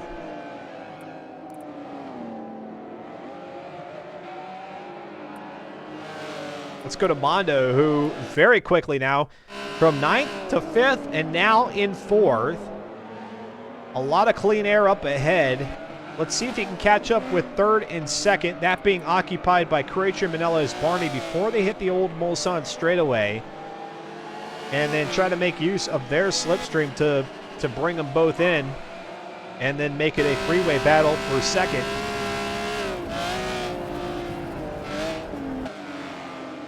As Kratrium and Barney deal with each other, that should allow Mondo to catch up pretty fast here. Let's see. He's coming out of the Dunlop curve and down the hill. Actually, yeah, I mean, a really good looking skybox. I like this. I actually believe it was Forza Motorsport. When did we start seeing weather in Forza Motorsport? Was it Forza Motorsport 6 or was it as far back as FM5? I think it was FM5. So it would have been back in Forza Motorsport 4 where there were these kind of very ominous looking skies. And I swear out on the track, they had some little patches of moisture. Some folks would say, oh no, that's just like oil, like an oil spill on the track or something, or just, I don't know. But I swear it was kind of like a teaser there for the rain, because then in the very next iteration of Forza Motorsport is when we saw rain. And so if you go back to Forza Motorsport 4, queue up Le Mans, whether it be the Le Mans Circuit de la Sarthe or the Bugatti circuit. I think one of the skyboxes is a very stormy looking environment. And I swear that was a teaser for what was to come. And I think we all kind of expected weather in Forza Motorsport at some point. And then I think the next thing that people are kind of optimistic for is day-night transition. So not just a static sky, but the actual passage of time on a static environment, because it'll be sunset for the entirety of this race. Here comes Ellis Barney with Kratrium. Oh, and Barney either tagging the tire wall there or getting out of the way just in the nick of time. Now out underneath the Porsche signage out of that right-hander, down this pseudo straightaway before you come up to the Porsche curves.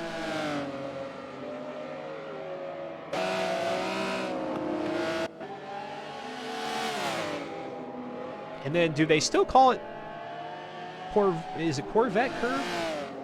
Right about here? I don't know. I'm excited to I'm excited for Le Mans. Bring on Le Mans again, the 24 hours. Let's do it.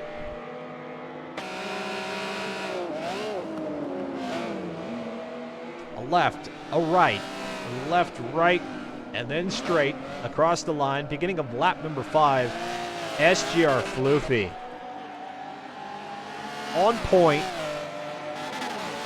Looking to go undefeated here in week number 3. And uncontested. Just doesn't even give the others a chance. Doesn't give them a chance in the slightest. After about lap 3, he's gone. See you later. It's right on board here. With Cratrim down the Mulsanne straightaway.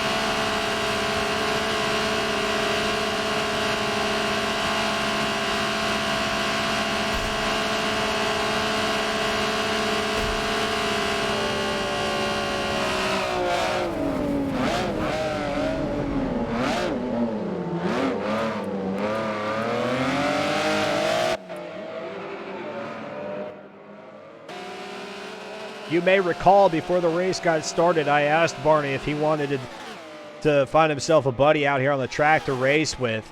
And he said, yeah, sure, on the straightaways, that's fine. In the corners, not so much. Makes me a bit nervous. Well,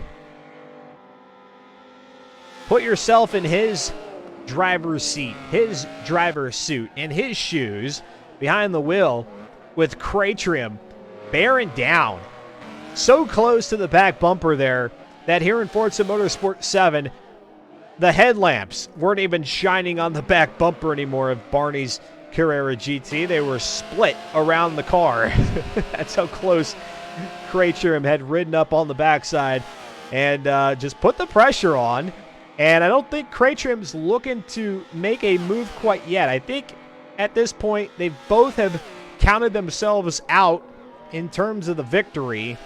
And instead, Cratrim is just going to see how much he can fluster Barney before Barney maybe cracks and gives up second position rather than having to fight for it and risk an incident.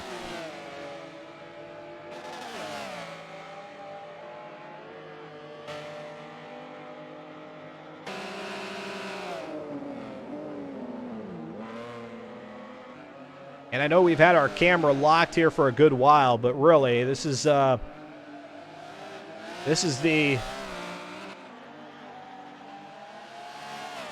race to watch, because Cratrim, 92 points, Barney with 86 coming into week number 3.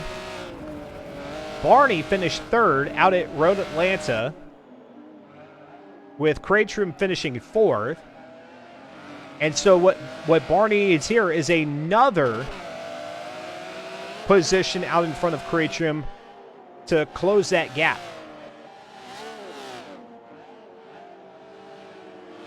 The drop week rule permitting, but you better believe you'd rather finish in second with 47 points than finishing in third with 45. And it was Fear the Fun earlier who was talking about how he knows how to defend Creatrum. Perhaps Creatrum could get on the headset with LS Barney and give him a few pointers. No, I think Barney knows what he's doing. Take that back. I don't think he does. I know he does. It's just a matter of can he hold him off for that long? You can only do so many defensive maneuvers before you start to get under the microscope for unsporting behavior. Barney certainly is not known for that, and so when Creatrum does decide to take a run, we may see one defensive maneuver from Barney, and then it'll be on Creatrum to counter. Out of the Mulsanne, on to the right-hander. And, yeah, looking good there is Barney. Nice and tidy. And Barney was telling us he was nervous in the race at Road Atlanta. Well, Mondo is about to kick things up a notch here. If Creatrum weren't close enough, and it wasn't bad enough that Barney has to play defense to one driver, he may very soon have to do it to two, because Mondo's headlamps are not far in the distance. You see there in the background. Oh, Mondo, a little quirky coming out of that left-hander.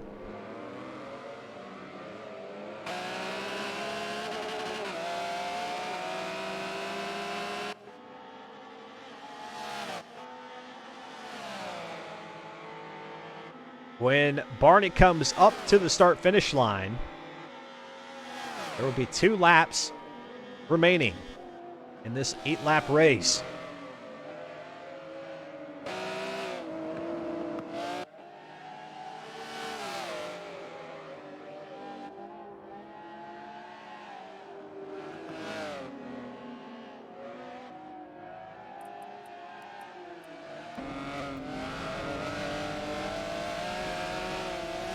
Oh no, and Barney!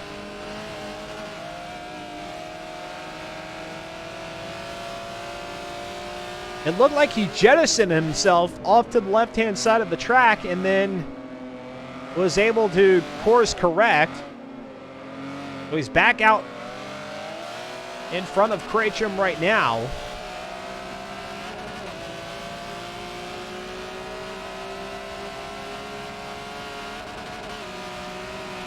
But any more of that could spell trouble. Jeopardize second position.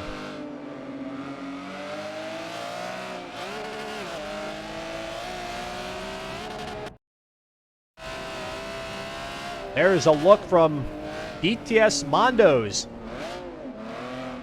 Carrera GT off the front of the hood.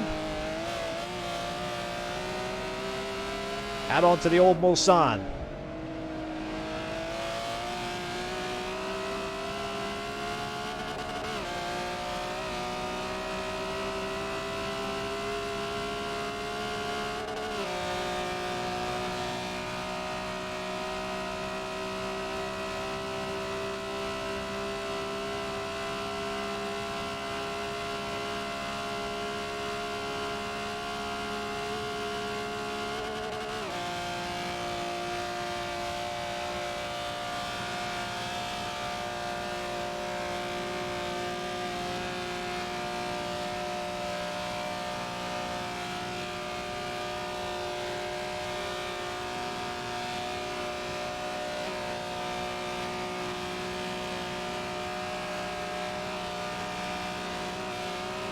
Oh!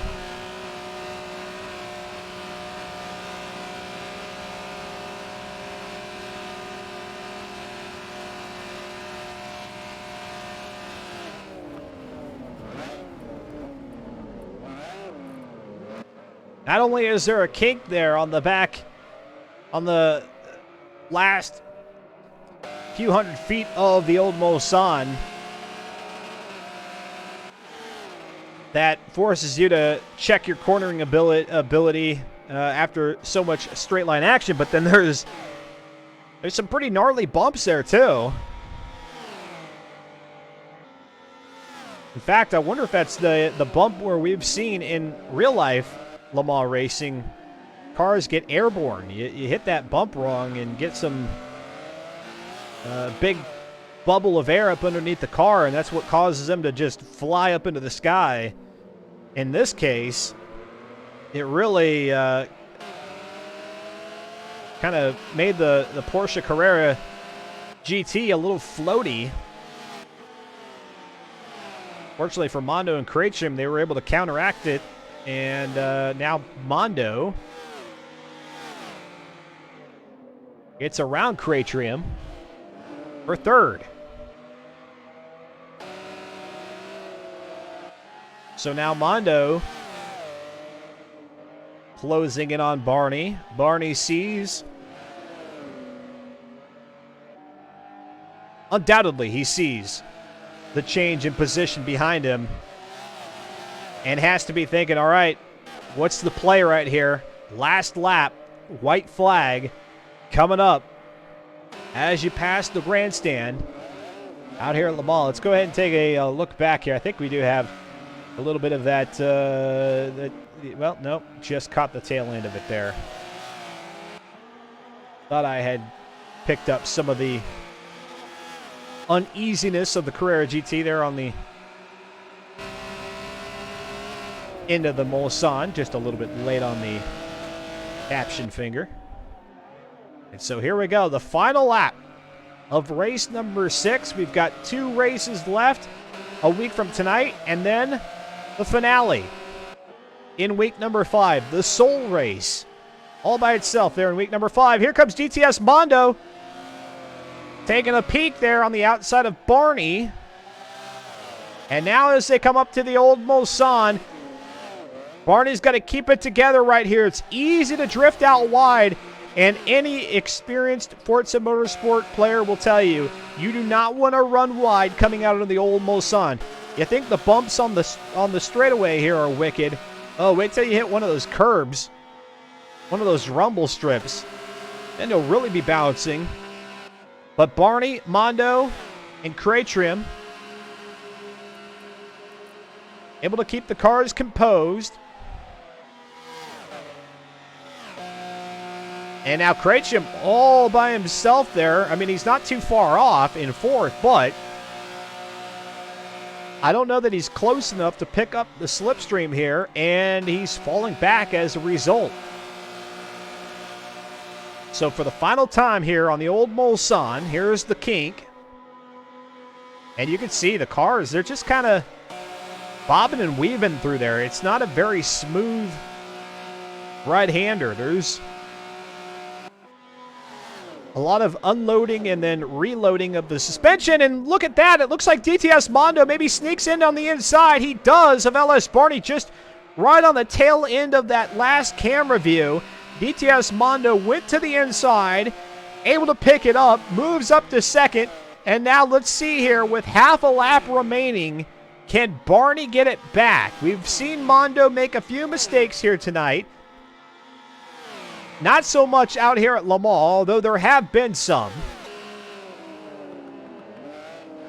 But he has definitely found himself either a groove or just kicked himself in the pants and said, hey, you gotta sort things out, because yeah, every position is gonna matter here in terms of the points tally, especially with that drop week rule in effect. And so now DTS Mondo, who is 2nd overall on the leaderboard and is aspiring to move up to the top spot with McQueen's absence, could really use the 2nd place finish right now. Floofy, who's coming up to the start-finish line, going back-to-back here in week number 3. So whereas McQueen ran the table in week 2, Floofy, who was 4th, in the overall standings. Looks to now occupy P1 going into week 4. DTS Mondo with about car and a half length lead now. And Cratrium trying to crack into the top 3 here, getting around Barney, but he doesn't do it. Single file formation. 1 chicane down, 1 to go. Mondo comes around, keeps it on the little runoff strip there. Barney a little uneasy, but that's how they'll finish. SGR Floofy picking up the win. DTS Mondo in 2nd, LS Barney in 3rd, Cratrium in 4th. Let's go back to 5th, and actually we'll go to 6th right now. It's Barf Monkey in 5th, Kuda in 6th, and now through the chicanes, past the Ferris wheel they go, and Barf Monkey 5th, Kuda 6th, Slipstream in 7th. Drex, who had a mistake of his own earlier. We saw him having to do a 360 to come off of the tire wall. We'll finish in 8th with Onion, with One Too Many Eyes in 9th. And then that leaves 10th for Patches Riley. Well done, Patches. Picking up 10th position. All right, folks, we're going to go ahead and run some ads. When we come back, we'll talk to drivers in the driver's spotlight. We'll preview the racing here to come in week number 4. I'll tell you more about what's going to happen here on Xventure until next Tuesday's racing. So a few more streams until week 4 arrives. You're watching Forza Spec Racing Series Season 40 live here on Xventure, Twitch TV. I'm Dustin Moore. Be right back.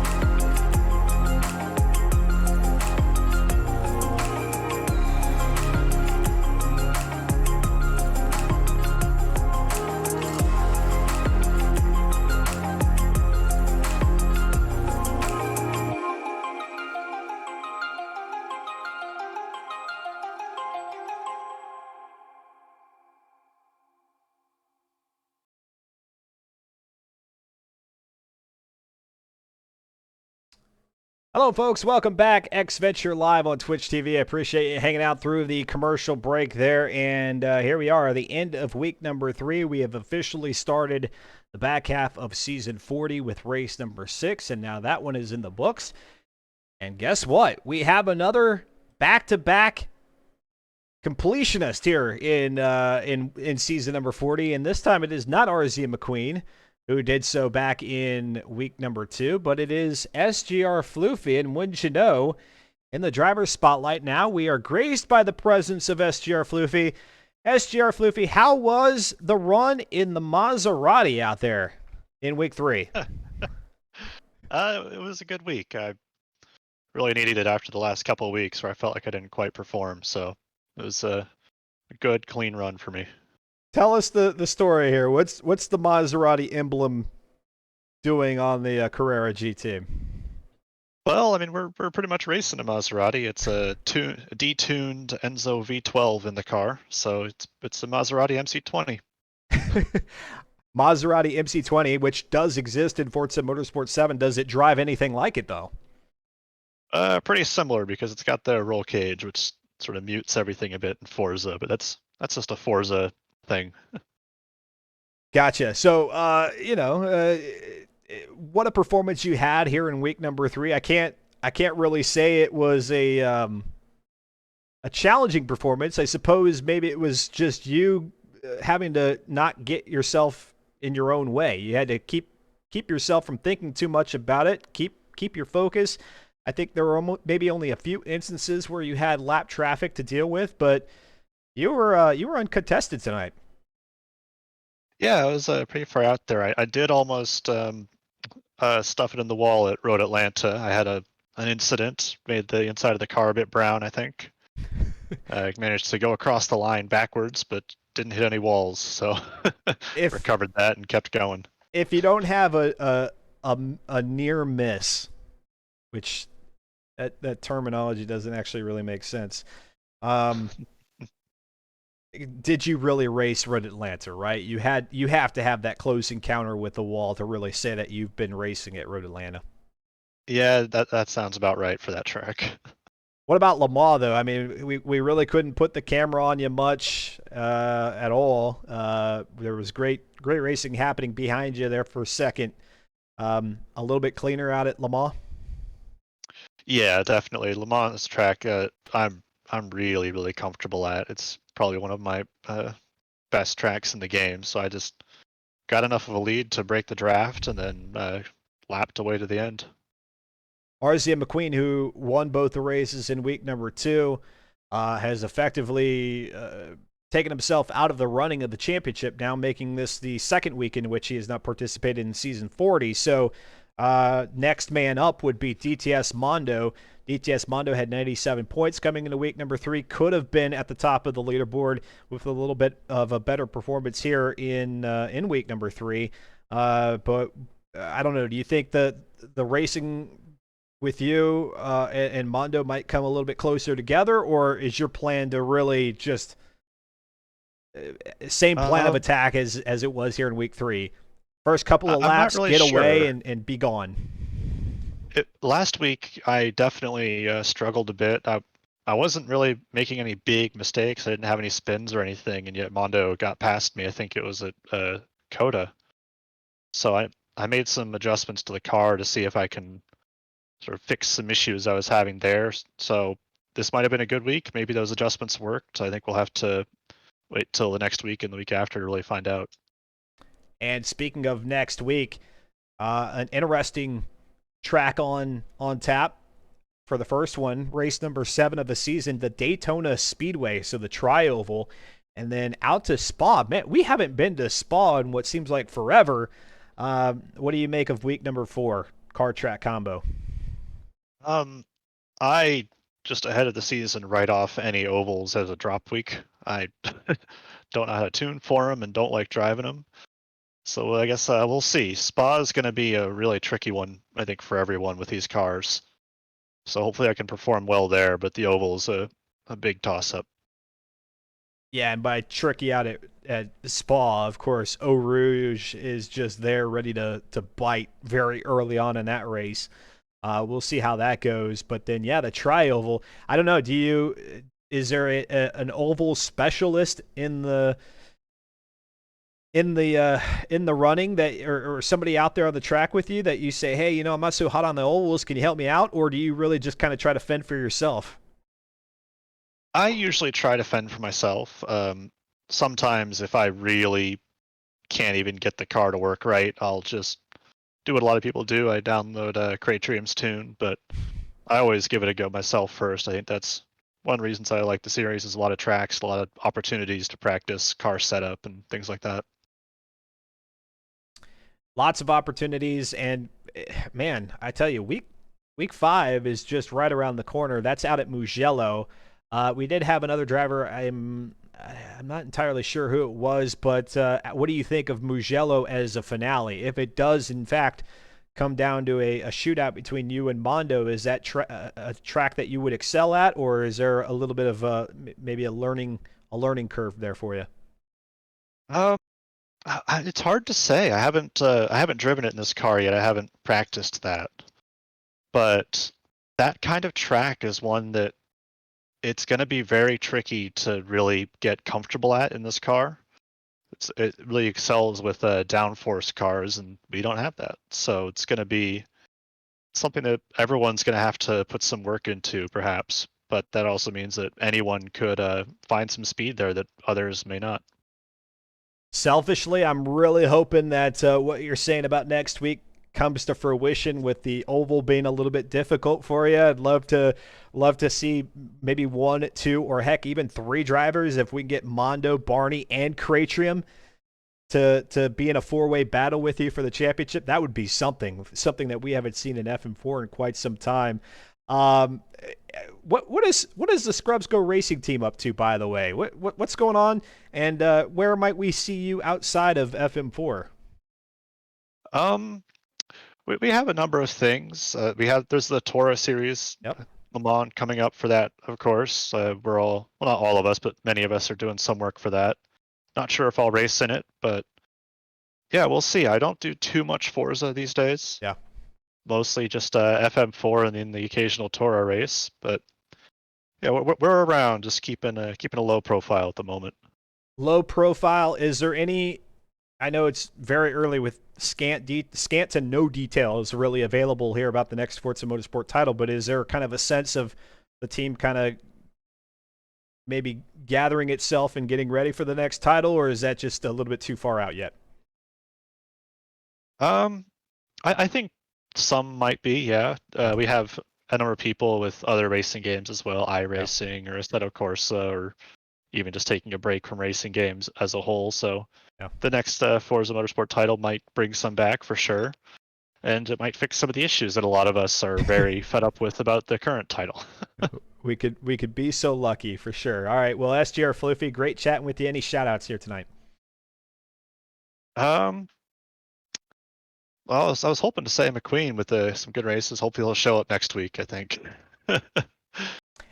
Yeah, I mean, even though he's effectively taken himself out of the running by having 2 goose eggs of weeks 1 and week 3, don't put it out of the realm of possibility that McQueen could show up and steal points from some of the racers out there. You may not be in the running for the championship, but if you can put a few drivers in your rearview mirror, then that means that making things that much more difficult for them on the overall leaderboard. All right, Floofy, well, great chatting with you. Go ahead and put the Maserati back in the paddock and get ready for a week from tomorrow or a week from tonight, and we'll see you out there at Daytona and then Spa for week number 4. See you then. All right, and back into the driver's spotlight, making a second appearance here this evening is LS Barney. LS Barney, thanks for joining us once again. Second place all came down to that final lap. Unable to hold off Mondo. You did keep Cratrium back behind you, but you were telling us out at Road Atlanta how you were just watching everybody in your rearview mirror, seeing the changes in position, and that wasn't so much the case in this one. But man, DTS Mondo made a run that last lap and a half. Yeah, that last lap I was struggling for the last like 3 laps because my vibration in my controller just went out. So I was like Kracham caught me a lot. I backed him and myself up into Mondo. So I think I had changed my batteries before the race. I think there's a chance I would have kept that second place. But yeah, I think Mondo. I think he's just a much more skilled driver. So when he made that send on the inside of the hairpin, I think I was expecting him to go wide and miss the corner, but he made it stick. And I mean, I'll give him props for it. It was a good overtake. Uh, Not everybody who watches the Forza Spec Racing Series is a Forza expert. Heck, I'm most certain that there are viewers who have maybe either never played Forza Motorsport or haven't played recently. So what is the loss in feedback through the controller? How does that affect what you were just saying about, hey, if I had that, I might have been able to hold on to second? It just helps you gauge how much wheel spin you're getting, how close you are to locking the brakes going into corners, how much slide the car is getting, and occasionally, depending on the car, you feel when to shift by when it starts to vibrate when you get to the higher rev points. But yeah, for certain people it's not too much of a worry, but personally, I find it like a large problem when my batteries go out. It makes us wonder how were we so good at racing games before controller vibration when you got that feedback through the controller with regard to grip and shifting and all that. Talking with LS Barney, who finished in third position for both races out at Road Atlanta and then also here at Le Mans for the sixth race of the season and the beginning of the back half. I was just talking with SGR Floofy. I said, hey, man, hope things maybe get spoiled a little bit for you there in week number 4, that you're not as dominant as you can be, but I would love to see like a 4-way battle, you, Floofy, Mondo, and Kracham. Wouldn't that be pretty special to round out season number 40 here? Oh, I'd be ecstatic if I were able to get that battle for first. I'm not 100% sure it happened, but I mean, with next week having the oval and I'm gonna have a wheel, I should be fine. Plus, I've been practicing using my wheel a lot on Forza because of the Toro Indy 500. So hopefully, I'll be able to compete, maybe even win there. So it may it may end up putting me closer to the top, but with Spa, I'm not sure if I'll be able to hold that position. Yeah, going from the wheel out at the Daytona Tri-Oval then to unplugging and grabbing the controller once again for the race out at Spa. And as I mentioned with Floofy, it seems like forever since we've been out there. So for maybe a good chunk of the field, that might be kind of a learning curve, refamiliarizing themselves, Eau Rouge, and of course the whole bit of the track. It's a very complex circuit, Formula One circuit. Um, what do you think? Where do you think you're going to come out? I mean, obviously we know where you want to be, but do you have high hopes for week number 4, despite that challenge? But being on the wheel at the Tri-Oval, that'll help maybe get you in a good spot, and then just got to kind of hunker down there in the race number 8. Yeah, like I said, the oval I should do very well Yeah. at with my wheel, but around Spa I think I'll be struggling. It's one of my weaker tracks, I'd say. It's just Eau Rouge. I find myself losing loads of time because I'm trying to keep the car planted in the rear without losing time, but eventually I just end up going so slow through there that I'm just going to lose seconds on cars ahead, especially with that long straight after it, because you want as good as a run through there as possible. So it may not be my greatest track, but I mean, hopefully there are some tricky corners around there, so hopefully some people make some mistakes.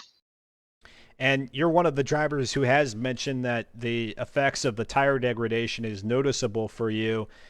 Certainly when I think of Spa, I'm thinking, okay, if there is any place where we might see some substantial tire degradation, it could be there.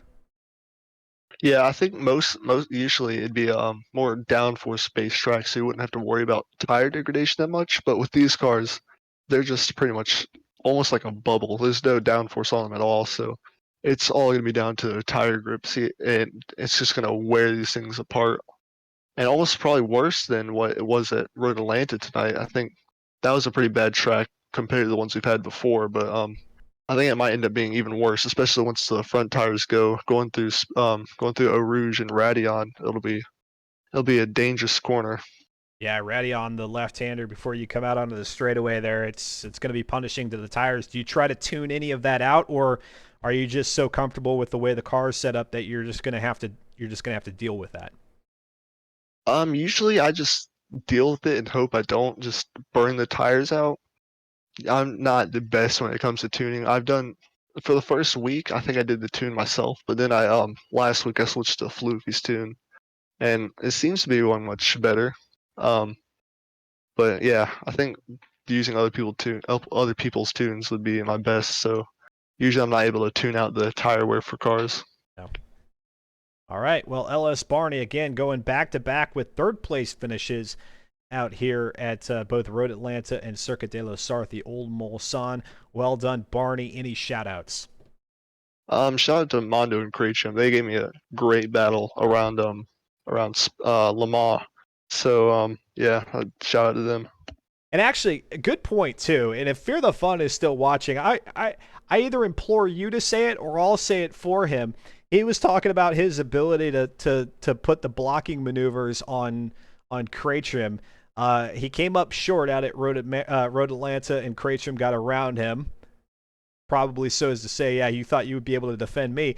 It's actually you who was able to hold off Creecham in both races. Creecham finishing fourth out at Road Atlanta and Circuit de la Sarthe. Well done. It looks like you're the man who's got the defensive maneuvering there. I wouldn't say that just yet, but I mean, hopefully I'll be able to keep my defense up for next week. So maybe I'll be able to keep my streak up.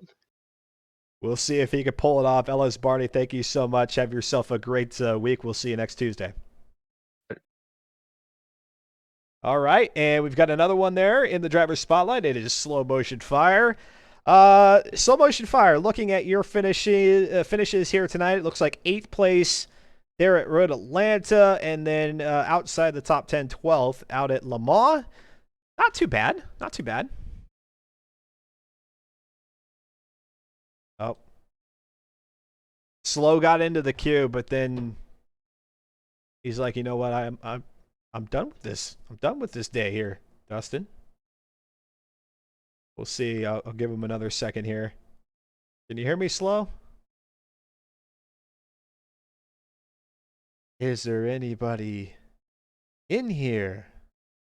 I see he's fiddling with his mute button, so maybe some microphone issues there on Slow's side. We'll go ahead and we'll call it here. I'm sorry. Well, can you hear me now, Slow?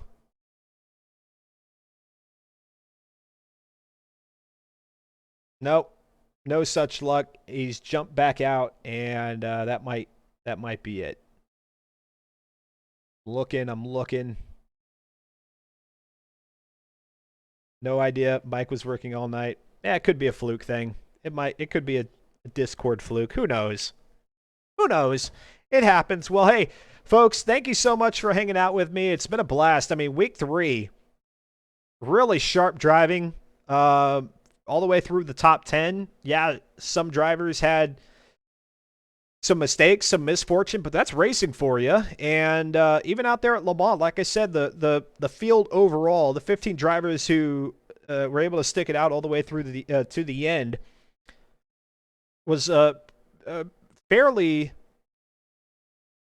compact pack. I mean, really, it didn't stretch out across the track, and that's what we saw races 1 through 4. It wasn't until Road Atlanta that things just kind of got all weird and people were all over the place. Probably can be attributed to the close confines of Road Atlanta. You got those walls and the grass, and folks make contact. They have to go into pit lane. We saw several pit stops there at Road Atlanta, so that was the contributing factor there. But this is going to be a real interesting week number 4. Slow Motion Fire will get the points tally here this evening, and the points record book, the scorebook, will be available to you, or it is available to you at any given point over at reddit.com/r/FM4. So if you're really super interested in where things stand after tonight's racing action, you can head on over there. Just look for the Season 40 information post, and then at the very top of that thread is a link that says click here for the points total or something to that effect, and you can see it. And then, of course, as we come around to it here next Tuesday, we'll talk about the points situation at the beginning of the broadcast for week number 4. We'll see how things go in week number 4, and then certainly that will then dictate who is in the running for the championship in week number 5. And I so hope, even though SGR Floofy would probably rather just go ahead and put the nail in the coffin and seal the deal, have everybody else fighting for second and onward, I would really, really love to see a 4-way battle. Floofy, Mondo, that duo right there is most certainly not out of the question. And then, of course, you think Craytrim and Barney, who performed exceptionally well here tonight, they too could be in the running. RZ McQueen, who was not a participant here this evening, despite starting out on top of the leaderboard here in week number 3, he will not be in that position and will not be in the running for the championship come week number 5. So it really boils down to 4 drivers, and I don't know, I guess you can maybe throw in a 5th there, depending on Fear the Fun and how the points shake out for him when he drops week number 3, because if you recall, Fear the Fun getting the DNF out at Le Mans, and then actually had a good performance out at Road Atlanta, a top 5 with a 5th place finish. So we'll see how the points look. A week from tonight, 8 p.m. Eastern time is when we'll get things kick-started. It's going to be a blast. It is Daytona the Tri-Oval, so seeing the 582 horsepower Enzo Ferrari engines, as SGR Floopy told us about there, seeing those getting around the Tri-Oval there, probably wide open throttle for the majority of that race. Maybe the only time you come off ever so slightly is into the entrance of turn number 1, and then maybe 3 and 4. I don't know. We'll have to see. Maybe we'll get the telemetry up and we'll see what a lap around Daytona looks like here in the Carrera GT, and then follow that up with Spa, one of the tracks that fans clamored for in Forza Motorsport for so long. It took until Forza Motorsport 5 to see that track realized in the franchise, and in Grand Theft Auto, in Gran Turismo, they had Spa, and then Spa went away for whatever licensing reasons that couldn't be worked out. And now the fans, the players of Gran Turismo, so wish they had Spa back. So we head out to a track that is highly regarded in the world of, in the community of online racers, virtual racers, but then also a track that we don't frequent here in Forza Motorsport, or at least in the Forza Spec Racing series, perhaps because of the length of the track or the complexity of the track or the combination thereof. Who knows? But we will be there 1 week from tonight, starting at 8 p.m. Eastern. You can guarantee I'll be up a little bit before that, so we can take a look at the standings, talk about the different scenarios, and then at the conclusion of week number 4, we'll have a real good picture of how things are going to play out in week number 5, or what the different possibilities are. Who can win the championship? What's the highest position any of the other drivers might be able to finish? Because even if you're not in the running for the championship, it's still important to compete all the way up through week number 5. It's how you can move yourself through the rest of the field, even if you're not going to win the championship. But then also, it gives you a chance to say, okay, this is what's possible. Like, this is how high I can go. Now let's see come season 41 if I can even do better.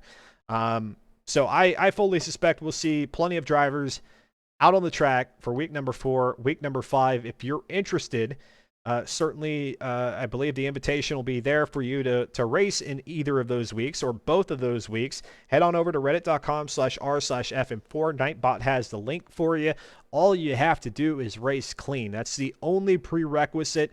And then, well, I shouldn't say the only prerequisite, because then the main prerequisite is putting the car together according to the build, and for what parts you can tune, then you can adjust those to your liking.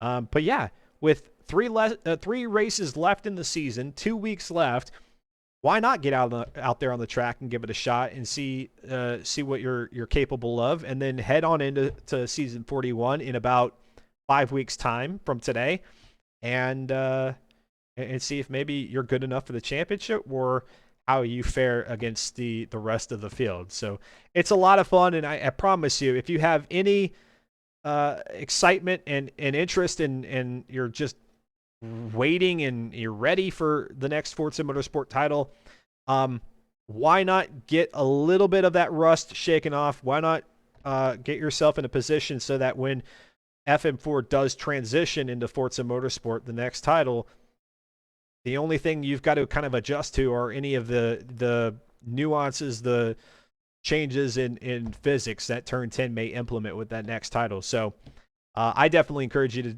to be there. And if you can't be out on the track, then hopefully we'll see you here again a week from tonight for week number 4 action. For those of you who are watching on demand, if you could join us live, would love to have you. Otherwise, your continued viewership there in the on Twitch in the video section or over on YouTube is always greatly appreciated, and it does not go unnoticed. For all the folks who provided the follows here tonight, username 7578, Toxic Cookie Life, Lex Odin, and then a couple of days ago, Baseball Noticias Más in Vivo. Thank you very much for those follows to the channel. Anybody else who might be watching right now, if you haven't yet clicked that follow button, please do. And we hope to see you a week from tonight. There will be 2 other broadcasts before that. On Friday, my Friday Baseball Bonanza broadcast starting at 6 p.m. Eastern with MLB The Show. Going to be playing a little bit of Road to the Show, which will be myself, realized in the video game, trying to take the Durham Bulls to the AAA championship. That's where I've left off on that. So that's what we're going to be doing on Friday. And then come Sunday at 8 a.m. Eastern, we'll be doing more MLB The Show 21. I'm not entirely sure what at this point, but there will be more baseball gameplay. And as I mentioned at some point in this broadcast, I did say that there will be a special Saturday cast coming up here soon. It's been a while since we've had an X Venture Game Day, which is essentially a 12-hour cast there on a Saturday, a special Saturday cast. What that title will be, I don't yet know. I can tell you that I am still eagerly anticipating and awaiting the drop of Wyoming in American Truck Simulator. I have the urge to get back in ATS. So I'm very hopeful that they're maybe dangerously close.